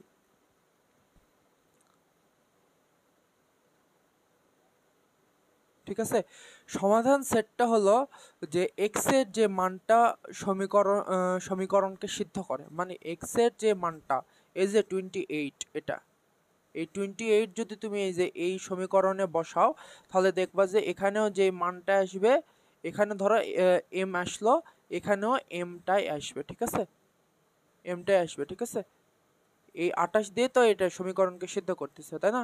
এক্স এর মান বসাও, তাহলে দুই দিকে সমান আসবে। ঠিক আছে, তো তার মানে কি, সমাধান সেট মানে হলো এক্স এর যে মানটা, এক্স এর যে মানটা সমীকরণকে সিদ্ধ করে, মানে কি এক্স এর যে মানটা আসবে সেটাকে কি দ্বিতীয় বন্ধনীতে মাধ্যমে প্রকাশ করা। আমরা কি সেট, কি সেট মানে কি জানি আমরা? সেট মানে জানি যে দ্বিতীয় বন্ধনী। ঠিক আছে, এটাই তো সংকেত। তো যদি বলে যে সমাধান সেট নির্ণয় করো, তো এক্স ইকুয়াল টু তুমি ধরো 2 3 পেলা, দুইটা মান পাইলা, তো এক্স ইকুয়াল টু 2 3 লিখে এটা ব্র্যাকেটে দিবা। তো এক্স ইকুয়াল টু 28 এখানে আসছে, তার মানে কি এক্স ইকুয়াল টু এখানে 28 তোমরা এইভাবে ব্র্যাকেটে লিখে দিবা। ঠিক আছে, এই জিনিসটা তো সমাধান সেট, সমাধান করো আর সমাধান সেট দুটো কিন্তু আলাদা। তুমি কি ভালো করে পরীক্ষায় অবশ্যই ভালো করে তোমরা দেখবা যে সমাধান করো বলছে নাকি সমাধান সেট নির্ণয় করতে বলছে। সমাধান করো তো বললে তো সমাধান তো করতেই হবে। আর যদি সমাধান সেট নির্ণয় করো যদি বলে, সমাধান করো না বলে যদি সমাধান সেট নির্ণয় করতে বলে, তাহলেও কিন্তু তোমাকে সমাধান করে এই সমাধান এক্স ইকুয়াল টু 28 আর সমাধান সেট হলো x equal two bracket, second ব্র্যাকেটের মধ্যে 28 এটা বের করতে হবে। ঠিক আছে, আর দুটা বলে তো করতেই হবে। ঠিক আছে, এটা হলো হচ্ছে বিষয়। তো সমাধান সেট যদি বলে, অবশ্যই এই জিনিসটা কিন্তু দেখাতে হবে, তাছাড়া কিন্তু কোনো স্যার তোমাকে এই অঙ্কে 0 দিয়ে দিতে পারে, কোনো ভরসা নাই। ঠিক আছে, এটা স্যারেদের উপর ডিপেন্ডেবল। ঠিক আছে, 0 দিবে নাকি তোমাকে ওখানে কোনো মার্কস দিবে। ঠিক আছে, এই কথাটা কিন্তু মনে রাখো। ঠিক আছে, তো যাই হোক, এই সমাধানটা আমরা করি। ঠিক আছে, তো আমরা এই সমাধানটা যদি করি, এই সমাধানটার দিকে যদি আমরা তাকাই, তাহলে আমরা একটু দেখি যে 1/x-3 প্লাস 1/x-4 এত। তো আমরা এখন এটাকে লসাগু করে দেখি।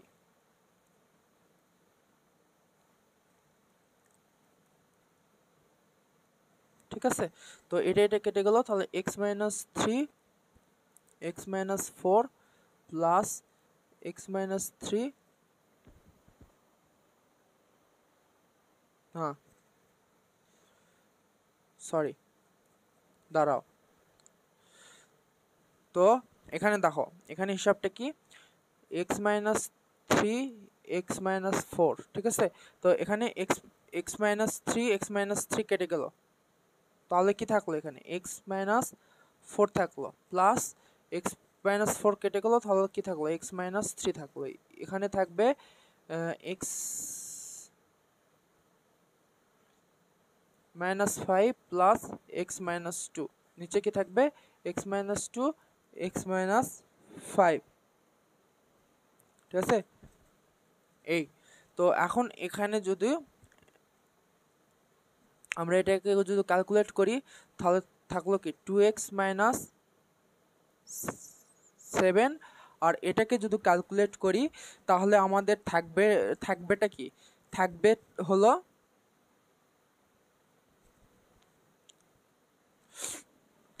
আমরা এটাকে আমরা গুণ করে দিব, ঠিক আছে। গুণ করে দিলে কি আসে, তো এখানে দেখো x² আসবে, আর এখান থেকে -4x -3x মাইনাসে মাইনাসে +12, ঠিক আছে। আর এদিকে থাকবে কি, এখানে হলো 2x - 7 ডিভাইডেড, এখানে কত থাকবে, x² -5x -2x +10, ঠিক আছে।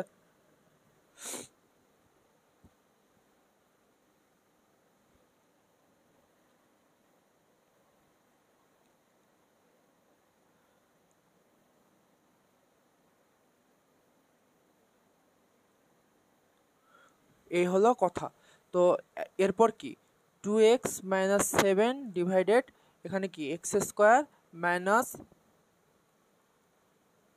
-7x +12 equal to 2x - 7 divided x² -7x +10, ঠিক আছে।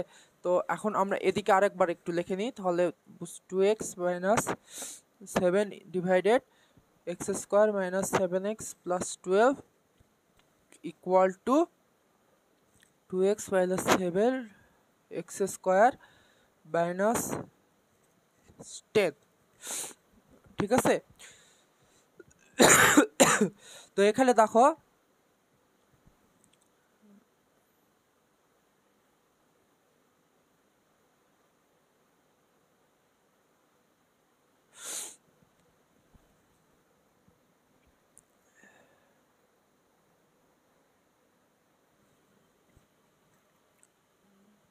এখানে দেখো এই বিষয়টা দেখো, যে বইয়ে কিন্তু এই বিষয়টা একটু অস্পষ্টভাবে আলোচনা করছে, ঠিক আছে। তো আমি একটু এটা তোমাদেরকে ডিটেলসে একটু আলোচনা করাই, যে এখানে একটা মজার ঘটনা ঘটছে। দেখো, উভয় পক্ষের লব, উভয় পক্ষের যে লবটা আছে, উভয় পক্ষের যে লবটা আছে এটা কিন্তু একই, ঠিক আছে। উভয় পক্ষের যে লবটা আছে সেটা কিন্তু একই, ঠিক আছে।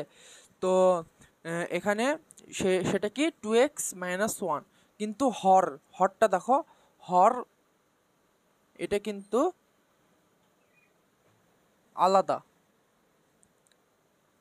ঠিক আছে, এটা কিন্তু আলাদা। আমরা তুমি বইয়ের দিকে তাকালে দেখতে পাবা যে দুই পক্ষের ভগ্নাংশ দুইটার মান সমান, ঠিক আছে।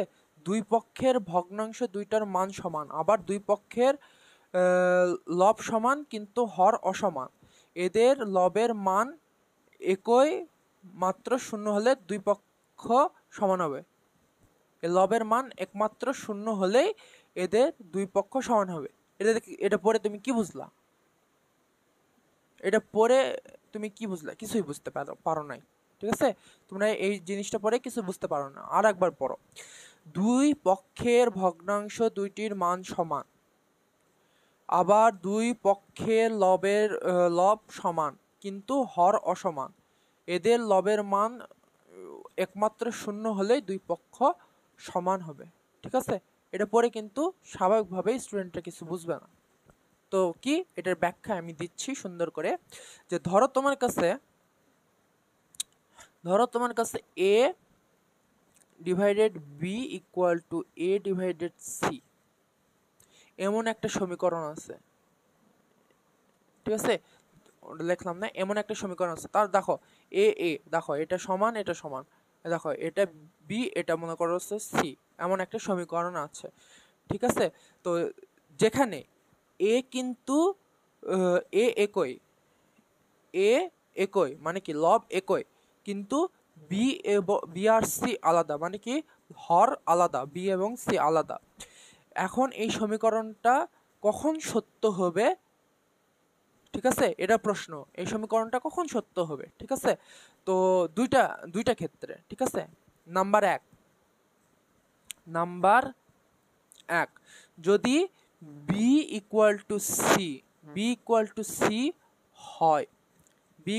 c হয়, কিন্তু আমরা এই সমস্যায় b ইকুয়াল টু c হয়, ঠিক আছে? এই b ইকুয়াল টু c হলে আমাদের সমীকরণটা সত্য হবে। কিন্তু আমাদের এই সমস্যায়, ঠিক আছে, এই সমস্যাটায় কি দেখা দিয়েছে যে x square minus 7x plus 12 আর কোনটা x square minus 7x plus 10 আলাদা, ঠিক আছে? আলাদা কারণ কি 12 নট ইকুয়াল টু 10, ঠিক আছে? তাহলে এটা এই ক্ষেত্রে হবে না, তার মানে কি এই ক্ষেত্রটা বাতিল হলো, ঠিক আছে? এবং এবার 2 নাম্বারটা আমরা দেখি, ঠিক আছে? 2 নাম্বারটা কি, যে যদি a ইকুয়াল টু 0 হয়, ঠিক আছে? a ইকুয়াল টু 0 হয় কারণ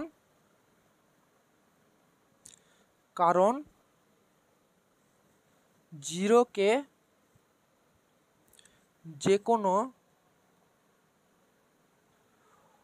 অশূন্য সংখ্যা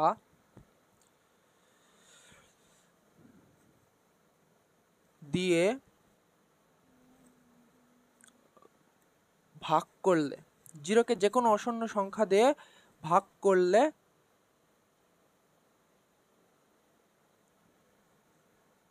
ফল 0 হয়। অর্থাৎ 0/b ইকুয়াল টু 0 এবং 0/c ইকুয়াল টু 0 হবে, ঠিক আছে? তাহলে 0 ইকুয়াল টু 0 হবে, ঠিক আছে? এটাই একমাত্র উপায়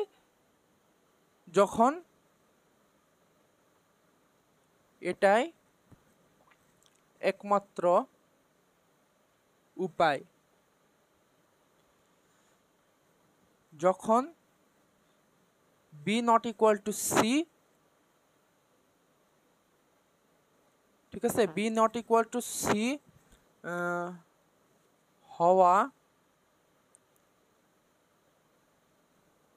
সত্ত্বেও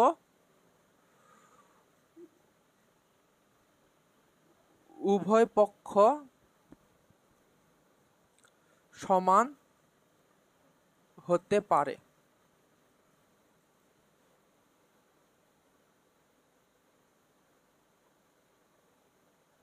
ঠিক আছে? তো এটা কি, যে a ইকুয়াল টু যদি 0 হয়, ঠিক আছে? a ইকুয়াল টু আমরা যদি 0 ধরি, তা 0 হয় কারণ জিরোকে যে কোনো সশূন্য সংখ্যা দিয়ে ভাগ করলে তার ফল জিরো হয়। ঠিক আছে, এটা হলো একটা উপায়। তো আমরা এই জায়গায় কি বললাম, যে বিষয়টা হলো যে এখানে দেখো যে বি ইকুয়াল টু সি হয়, বি ইকুয়াল টু সি হয়, তাহলে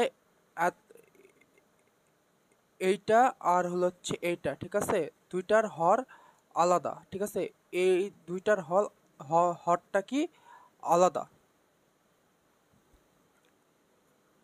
ঠিক আছে, যে লব সমান আর হর কি অসমান, এটা একটা বিশেষ অবস্থা। ঠিক আছে, তো এই ধাপটা মানে একটু গুরুত্বপূর্ণ, যে মানে এটা একটা সমীকরণের নিয়ম বলতে পারো। ঠিক আছে, সমীকরণের নিয়মটা যে সিম্পল হিসাবটা কি, যে যখন এটা একটু লিখে নাও, যখন সমীকরণে লব সমান হর অসমান হবে,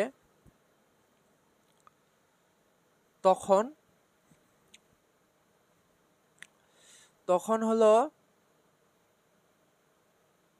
তখন লব ইকুয়াল 0 ধরে নেব।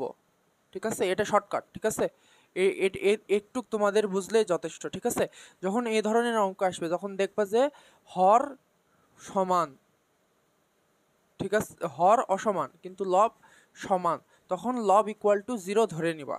ঠিক আছে, তাহলেই হবে।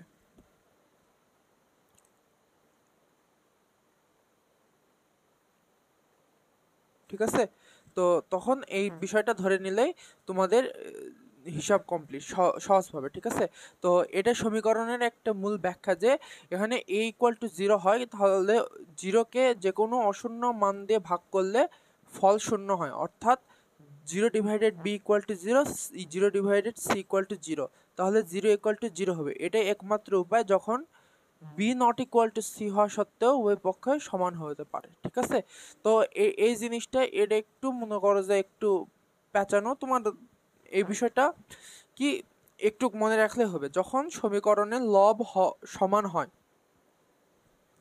লব সমান হয় কিন্তু লব সমান হয় এবং লব সমান এবং হর, ঠিক আছে, হর অসমান হবে, তখন লব ইকুয়াল টু 0। ঠিক আছে, তখন লব ইকুয়াল টু 0 ধরে নেব। ঠিক আছে, এই একটু মনে রাখবো। ঠিক আছে, তাহলে হবে। তো এখানে মনে করো যে তাহলে কি হলো, 2x - 7 ইকুয়াল টু 0। তো এখানে এই জিনিসটা আসার পর, তো এখানে অতএব লেখো 2x - 7 equal to 0, x equal to 7 divided 2, এটাই। তো এখানে তুমি এই জায়গায় লিখে নিবা যে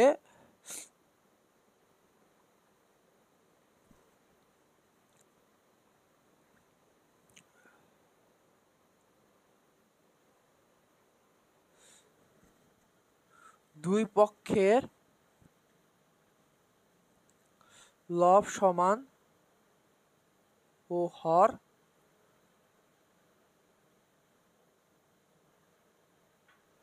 অসমান। ঠিক আছে, অসমান, এক্ষেত্রে একমাত্র লবের মান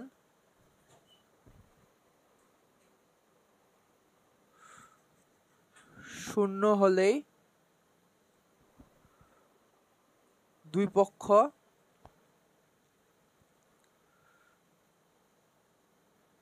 সমান হবে। ঠিক আছে, দুই পক্ষের লব সমান ও হর অসমান, এক্ষেত্রে একমাত্র লবের মান শূন্য হলে দুই পক্ষ সমান হবে। এটা ঠিক আছে, এই জিনিসটা লিখে নিয়ে তোমাদের এই বিষয়টা করে নিতে হবে। ঠিক আছে, তো এটা সমীকরণের একটা শর্ত। ঠিক আছে, এই সমীকরণে এই শর্ত তোমাদের ডিটেলসে যাওয়ার দরকার নেই, তোমাদের এইটুকু মনে রাখতে হবে, যখন সমীকরণে লব সমান হর অসমান হবে তখন লব ইকুয়াল টু 0 ধরে নেব, এটা মাথায় রাখবা। আর এই যে এই অংশটা বইয়ে এই অংশটা দেওয়া আছে যে দুই পক্ষের লব সমান ও হর অসমান, এক্ষেত্রে একমাত্র লবের মান 0 হলেই দুই পক্ষ সমান হবে, এটুক লিখে বিষয়টা ক্লোজ করে দিবা। ঠিক আছে, এই উদাহরণ 4 নাম্বারটা। তো এখানে আমি এটা সম্পর্কে একটু ডিটেলস আরও আলোচনা করতেছি। তোমার যদি বুঝে থাকো ভালো, না বুঝে থাকলেও সমস্যা নাই, তোমাদের একটু অংশ বুঝে থাকলেই কোনো সমস্যা হওয়ার কথা না।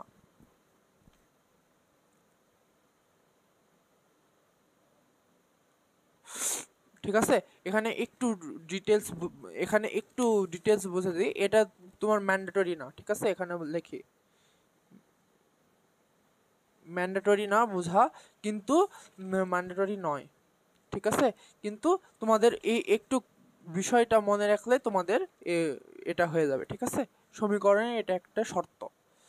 ঠিক আছে, তো তুমি এখন বলতে পারো যে 2x - 7 = আমরা 0 কেন ধরলাম। ঠিক আছে, এটা তো কারণ হতে পারে। ঠিক আছে, তো আমাদের সমীকরণটা কি ছিল এরকম যে 2x - 7 ডিভাইডেড x² - 7x + 12 = 0 এবং 2x 7x sorry 2x - 7 divided x² - 7x + 10। ঠিক আছে, এটাকে আমরা সাধারণভাবে লিখতে পারি, কিভাবে লিখতে পারি, ধরো এটা a ধরলাম, এটা b ধরলাম, a = c, এভাবে লিখতে পারলাম। ঠিক আছে, এখানে a হচ্ছে 2x - 7, b x² - 7x + 12, আর হচ্ছে c হচ্ছে x² - 7x + 10। ঠিক আছে, এখন তুমি এখানে দেখতে পাচ্ছ যে b এবং c কিন্তু একই জিনিস নয়। ঠিক আছে, কারণ দেখো এখানে 12 আছে, এখানে 10 আছে। ঠিক আছে, তো এবার এখানে দেখি যে a divided b = a divided c। ঠিক আছে, a ডিভাইডেড c সমীকরণটা কখন সত্য হতে পারে, যখন b আর c আলাদা হয়। ঠিক আছে, যখন b আর c আলাদা হয় তখন x এর মান কত হলে এই সমীকরণটা সত্য হতে পারে সেটাই বোঝানোর চেষ্টা করছে। ধরা যাক, ধরি a = 5। ঠিক আছে, এটা একটা অশূন্য মান, তাহলে সমীকরণটা কি হবে, সমীকরণটা হবে a এর মান যদি 5 বসায়, তো এই 2x - 7 = 5 বসালাম, তো তাহলে নিচে হচ্ছে এটা কি b = 5 ডিভাইডেড c। ঠিক আছে, এই সমীকরণটা তখনই সত্য হবে। ঠিক আছে, এই সমীকরণটা কি তখনই সত্য হবে যখন b = c হবে, কারণ b এবং c এর মান ভিন্ন। ঠিক আছে, ভিন্ন মান। ঠিক আছে, b এবং c এর মান ভিন্ন, কারণ b এবং c এর মান ভিন্ন হলে, কারণ কি এখানে b এবং c ইকুয়াল হলেই এই সমীকরণটা সত্য হবে। কিন্তু এখানে আমরা কি দেখতে পাচ্ছি, এখানে যে b এবং c এর মান ভিন্ন হলে 5 ডিভাইডেড b এর মান আর 5 ডিভাইডেড c এর মান ও ভিন্ন হবে। ঠিক আছে, ভিন্ন হবে, যেমন মনে করো যে 5 ডিভাইডেড 10 = 0.5, কিন্তু 5 ডিভাইডেড 12। ঠিক আছে, আমরা কিন্তু এটা জাস্ট উদাহরণ দিয়ে বুঝিয়ে দিচ্ছি, তার মানে কি এটা সমান নয়। ঠিক আছে, সমান নয়, তার মানে কি আমাদের এখানে যে মানটা আসতে হবে এখানেও সেম মানটা আসতে হবে। ঠিক আছে, এই জিনিসটা মাথায় ঢুকাও। সুতরাং যদি এ একটি অশূন্য সংখ্যা হয়, ঠিক আছে, এ যদি একটা অশূন্য সংখ্যা হয়, মানে শূন্য বাদে যে কোনো সংখ্যার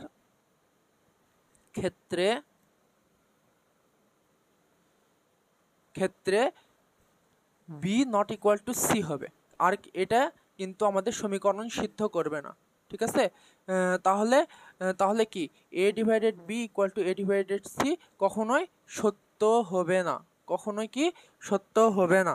তাহলে কি, তাহলে একমাত্র পথ কোনটা? তো আমরা এই যে এখানে দেখাইছিলাম যে B equal to C, B equal to C তখনই হবে যখন মানে তখনই হবে, ঠিক আছে, যখন দুই দিকে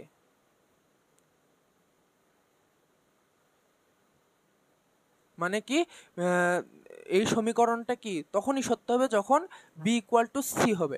কিন্তু এখানে তো আমার বি ইকুয়াল টু সি নেই, B not equal to C, তার মানে কি এটা তো সমীকরণের সিদ্ধ হওয়ার কোনো উপায় নাই। তো ওখানে ওই জিনিসটা আমরা বলছিলাম। তো এখন উপায়টা কি, এটা তো আমরা ফেল করলাম, ঠিক আছে। আমরা কি বললাম যে বি ইকুয়াল টু সি হলে সমীকরণটা ঠিক হবে, কিন্তু আমাদের তো বি ইকুয়াল টু সি নাই, আমাদের কি হর সমান নয়। হর সমান যদি হতো, হর সমান যদি হতো তাহলে কি উভয় দিকে আমরা গুণ করে দিয়ে কোনো কিছু মানে বিপরীত, ধরো এই যে এটা যদি মনে করো যে নিচে ধরো উপরে যদি আছে 2x ডিভাইডেড এত আছে, আর এখানে আছে 7 ডিভাইডেড x আছে, এখানে এটা আছে, ঠিক আছে। তার মানে কি আমার এখানে উভয় দিকে x দ্বারা গুণ করলে তার মানে কি x x কেটে যেত, তাহলে 2x ইকুয়াল টু 5 হতো, ঠিক আছে। কিন্তু আমার তো এটা হচ্ছে না, কারণ কি আমাদের এখানে উভয় দিকেই কি হর সমান নাই, হর সমান নাই, মানে কি বি ইকুয়াল টু সি নাই। বি ইকুয়াল টু সি যদি হতো তাহলে আমাদের এই সমীকরণটা মিলে যেত, ঠিক আছে। তো এটা তো আমরা ফেল করছি, তাহলে আমাদের পরবর্তী করণীয়টা কি? পরবর্তী করণীয়টা হলো একমাত্র পথ, একমাত্র পথটা কি, সেটা হলো হচ্ছে এ ইকুয়াল টু 0 ধরে নেওয়া, ইকুয়াল টু জি ধরে নাও। কেন? যদি এ ইকুয়াল টু 0 হয়, ঠিক আছে, এ ইকুয়াল টু 0 হয় তাহলে সমীকরণটা দাঁড়াবে কেমন? 0 divided B equal to 0 divided C. তার মানে কি আমরা জানি কি 0কে যে কোনো অশূন্য সংখ্যা দিয়ে ভাগ করলে বা ভাগফল শূন্য হয়, ঠিক আছে।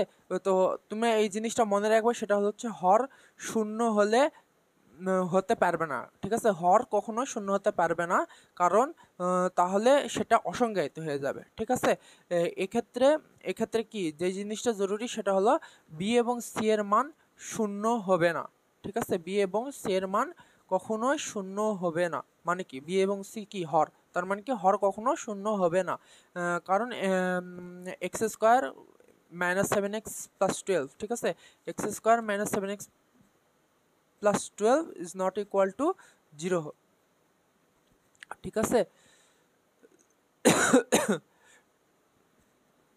ঠিক আছে, তাহলে কি তাহলে কি তাহলে কি তাহলে হচ্ছে 0 ডিভাইডেড বি ইকুয়াল টু 0 এবং 0 ডিভাইডেড সি ইকুয়াল টু 0, এটা যে 0তে মানে বি দ্বারা ভাগ করি 0কে, তো অবশ্যই 0 আসবে। তার মানে কি এটা ইকুয়াল টু 0 ইকুয়াল টু 0 হবে, আবার 0 ইকুয়াল টু 0 হবে, ঠিক আছে। এবার দেখো, এবার যে জিনিসটা দেখো সেটা হলো যদি এখানে লব লব কি এ, লব এ এর মান শূন্য হয় তাহলে উভয় উভয় পক্ষই শূন্য হবে, আর সমীকরণটি সত্য হবে, ঠিক আছে। আর বি আর সি যতই আলাদা হোক না কেন এটা কোনো আমাদের প্রবলেম নেই। এটাই হলো কারণ, এটাই একটা কারণ, ঠিক আছে, যে 2x মাইনাস 7 ইকুয়াল টু 0 ধরছি আমরা, বা এখানে ধরে নিছে, কারণ এটা একমাত্র শর্ত যখন দুইটা ভগ্নাংশের লব সমান এবং হর অসমান হলে ভগ্নাংশগুলো সমান হতে পারে। তার মানে কি আমি এই যে এখানে সবার প্রথমে বলছি, এখানে বলছি যে যখন সমীকরণে লব সমান এবং হর অসমান হবে তখন আমরা লব ইকুয়াল টু 0 ধরে নেব। তাহলে লব ইকুয়াল টু 0 ধরে নিলে আমাদের সমীকরণটি সমান হবে, ঠিক আছে। আমাদের একটু জিনিসটা মনে রাখতে হবে, ঠিক আছে। আমরা এত বড় জিনিস আমরা মনে রাখবো না, ঠিক আছে, কারণ পরীক্ষায় আমাদের এই জিনিসগুলো আসবে না, জাস্ট বোঝার ধারণার জন্য এই জিনিসটা তোমাদের এইটুক জিনিস মনে রাখলেই হবে। আর এই শর্তটা এই যে এই এটা বইয়ে লেখা আছে, ঠিক আছে, এই বইয়ে এই জিনিসটা বই থেকে তোমরা একটু দেখে নিবা, ঠিক আছে। এই হলো কথা। তো আমাদের এই শর্তটা পূরণ করে, তার মানে কি এটা কি এটা কি হলো যে এটা কি হলো তাহলে বলো দেখি। এটা এটা এমন একটা কাজ হলো, সেটা হলো এক সেকেন্ড, এমন একটা হলো যে যখন সমীকরণের লব সমান এবং হর অসমান হবে তখন আমরা কি লব ইকুয়াল টু 0 ধরে নিব, ঠিক আছে। এটা হলো কথা। তো এটা হচ্ছে সমীকরণের একটা শর্ত। তোমাদের মনে করো যে এই শর্তগুলো এত ডিটেলসে সম্বন্ধে জানার প্রয়োজন নাই, তো আমি তোমাদেরকে তাও জানালাম, কিন্তু তোমাদের এইটুক মনে রাখলেই হবে, এই যে একটুক মনে রাখলেই হবে। তো যে কোনো অঙ্কই আসুক, সমীকরণে এই অঙ্ক আসলে তখন যখন দেখবা যে লব সমান, দুই সমীকরণের দুই পক্ষের লব সমান এবং হর অসমান, তখন চোখ বন্ধ করে লব ইকুয়াল টু 0 ধরে নিবা, ধরে নিয়ে আমাদের চলকের মানটা বের করে নিবা। ঠিক আছে, যেরকম আমি করছি, চলকের মানটা বের করে নিবা এবং সাইডে লিখে দিবা দুই পক্ষের লব সমান ও হর অসমান।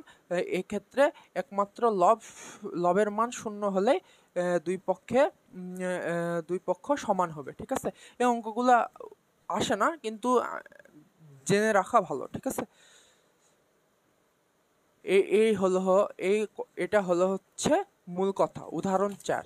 ঠিক আছে, এটা একটু ছেলেমেয়েরা একটু মানে বুঝতে একটু প্রবলেম করে, কতটুকু বোঝাতে পারলাম সেটা জানি না, কিন্তু ওই ছোট্ট যেটুকু আমি বলছি, ঠিক আছে, ওই জিনিসটা মনে রাখলেই তোমাদের এটা ঠিক হয়ে যাবে। আমার কথা কি মাথায় ঢুকছে? তো এখন আমরা একটা কাজের অঙ্ক সমাধান করব, যে সেটা হলো কাজ। ঠিক আছে, এখানে বলছে √5 + 1 x + 4 = 4√5 হলে x = 6 - 2√5, এটা প্রমাণ করতে হবে। ঠিক আছে, তার মানে কি, এটা তুমি ক্যালকুলেটরে ডাইরেক্ট বসায় দাও। আমি একটু দেখাই, ক্যালকুলেটরে এটা ডাইরেক্ট বসায় দাও, তাহলে তুমি মান পেয়ে যাবা, তাই না? তো এখানে দেখো √5 + 1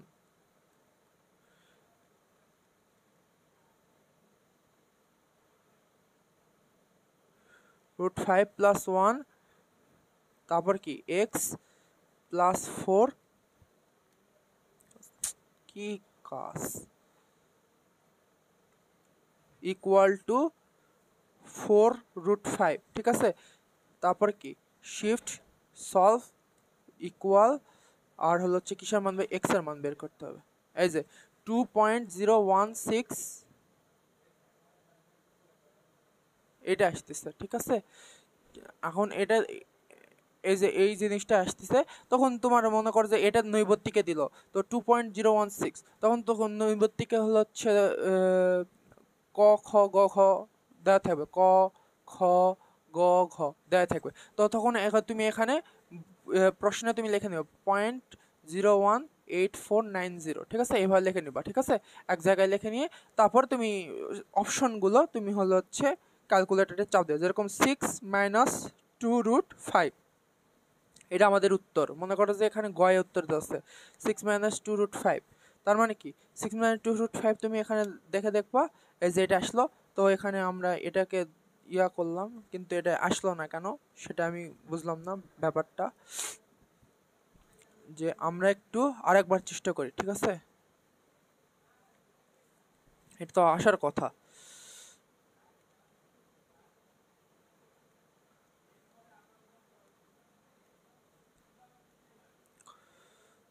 ওহো, তাই তো আমি বলতেছি কি ভুল গেল,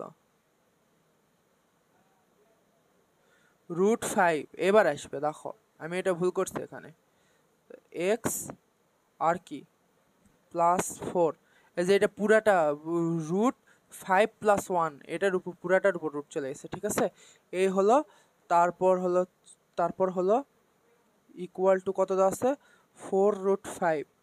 ঠিক আছে, তো এটাকে আমরা এখন কি শিফট চাপবো, ইকুয়াল দিব, তারপর কি আমরা x এর মান বের করব। এই যে 1.52786। ঠিক আছে, তার মানে কি আমরা হচ্ছে এখন এখানে কি 6 - 2√5 যদি দিই, তাহলে দেখো এই যে এটাই চলে আসবে।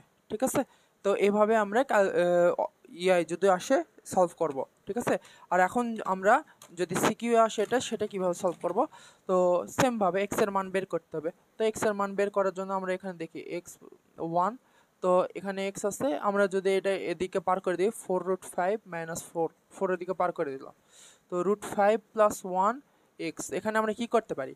তো দেখো এখানে একটা জিনিস আছে যে √5 - 4। তো আমরা যদি এখান থেকে 4 কমন নিই তাহলে দেখো √5 - 1 আসতেছে, তো এখানে প্লাস আছে, তার মানে কি আমাদের কিছুটা মানে একটু আভাস আসতেছে কিসের মতো অঙ্কগুলো হচ্ছে, ঠিক আছে। তো আমরা এই জিনিসটা এদিকে পার করে দিব, ঠিক আছে। তো এক্স ইকুয়াল টু কি হবে যে 4 ডিভাইডেড 1, এই 4টা এখানে লিখলাম, তার মানে কি 4 এটা গুণ অবস্থায় আছে, ঠিক আছে। এই জিনিসটাকে আমরা আলাদা করলাম, এই যে এই জিনিসটাকে মানে a + b a - b আকৃতির এই জিনিসটাকে আমরা একটু আলাদা করে লিখলাম। লেখার পর এখন এই জিনিসটাকে আমরা কি করব?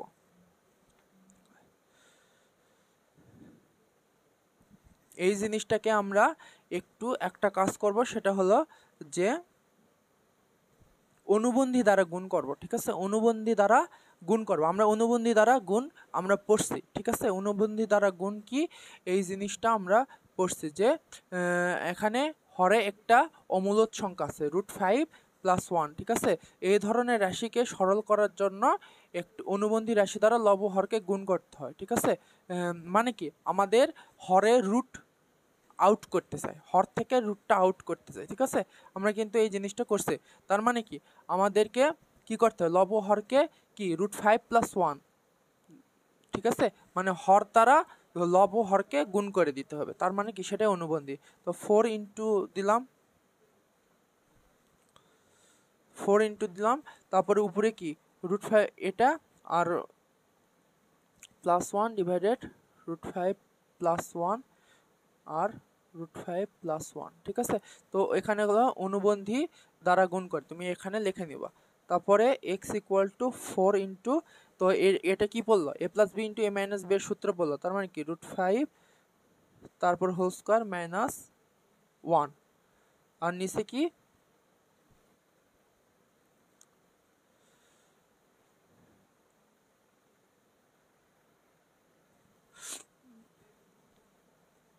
√5 + 1 তারপর হোল স্কয়ার, ঠিক আছে। তো এখন কি আসে দেখি আমরা বিষয়টা। তো x = কি 4 ইন্টু 5 - 1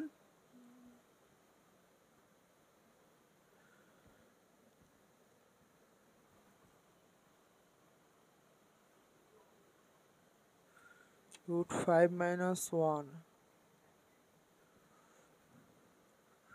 ঠিক আছে।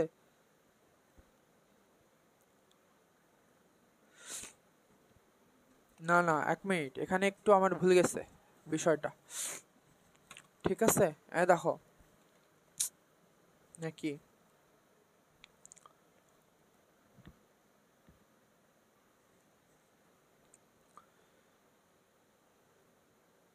ও সরি সরি সরি, আমি এখানে একটু ভুল করছি, সেটা আমরা এখানে এই জিনিসটা একটু কাটলাম। আমি একটু এখানে ট্রাই করার এখানে লিখি, আমি ভুল করছি একটু। তো যাই হোক, x = সরি √5 + 1 x + 4, আমি ওখানে কি ভুল করছি জানো? ওখানে ভুল করতে হলো যে অনুবন্ধীটা ভুল ধরছি, হলে x = 6 - 2√5, ঠিক আছে। তো যাই হোক, আমরা একটু ঠান্ডা মাথায় করি।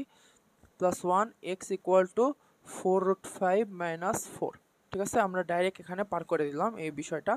তো √5 + 1 এটা গুণ অবস্থায় আছে, এটা x, আর 4 কমন নিলে √5 - এটা হলো। তো আমরা যদি x এদিকে পার করে দিই 4 ইন্টু √5 - 1 ডিভাইডেড √5 + 1, তো উভয় দিকে আমরা কি এই জিনিসটাকে হরকে অমূলদ, নিচে একটা অমূলদ সংখ্যা আছে, এটাকে মানে কি রুট তুলে দেওয়ার জন্য আমরা কি তার বিপরীত সংখ্যা দিয়ে গুণ করে দেব, ঠিক আছে। অনুবন্ধী মানে বিপরীত, তার মানে কি নিচে মানে হরের অনুবন্ধী, হরে যদি যোগ থাকে তাহলে বিয়োগ দিয়ে গুণ করে দিতে হবে। তো এই যে আমি এখানে প্লাস ইউজ করছি, ঠিক আছে, এই জন্য সমস্যা হয়ে গেছে। তার মানে কি এখানে লিখবো যে অনুবন্ধী দ্বারা গুণ করে, ঠিক আছে। তো এরপরে x ইকুয়াল টু 4 ইন্টু, তো এটা ইকুয়াল টু কি হচ্ছে √5 - 1 তারপর হোল স্কয়ার ডিভাইডেড, এটার সূত্র পড়লো। তো এখানে 4 ইন্টু উপরে হলো √5 তারপর square -2 into √5 into into 1 plus 1 এর উপর স্কয়ার ডিভাইডেড, এখানে 5 কেটে 5 - 1 ইকুয়াল টু 4, এটা কেটে গেল। তাহলে উপরে থাকলো কি, উপরে থাকলো হলো 5 - 2√5 প্লাস 1, নিচে 1 থাকলো, ঠিক আছে। তো x ইকুয়াল টু কি হলো 6 - 2√5, এটাই তো বের করতে বলছে, এই যে এটাই অ্যান্সার, ঠিক আছে। এই হলো ম্যাথ, ঠিক আছে। এই এত পর্যন্ত আমরা করলাম, এই হলো হিসাব, ঠিক আছে। এর পরের ক্লাসে আমরা পরবর্তী ম্যাথগুলো সম্পর্কে আলোচনা করব, ঠিক আছে।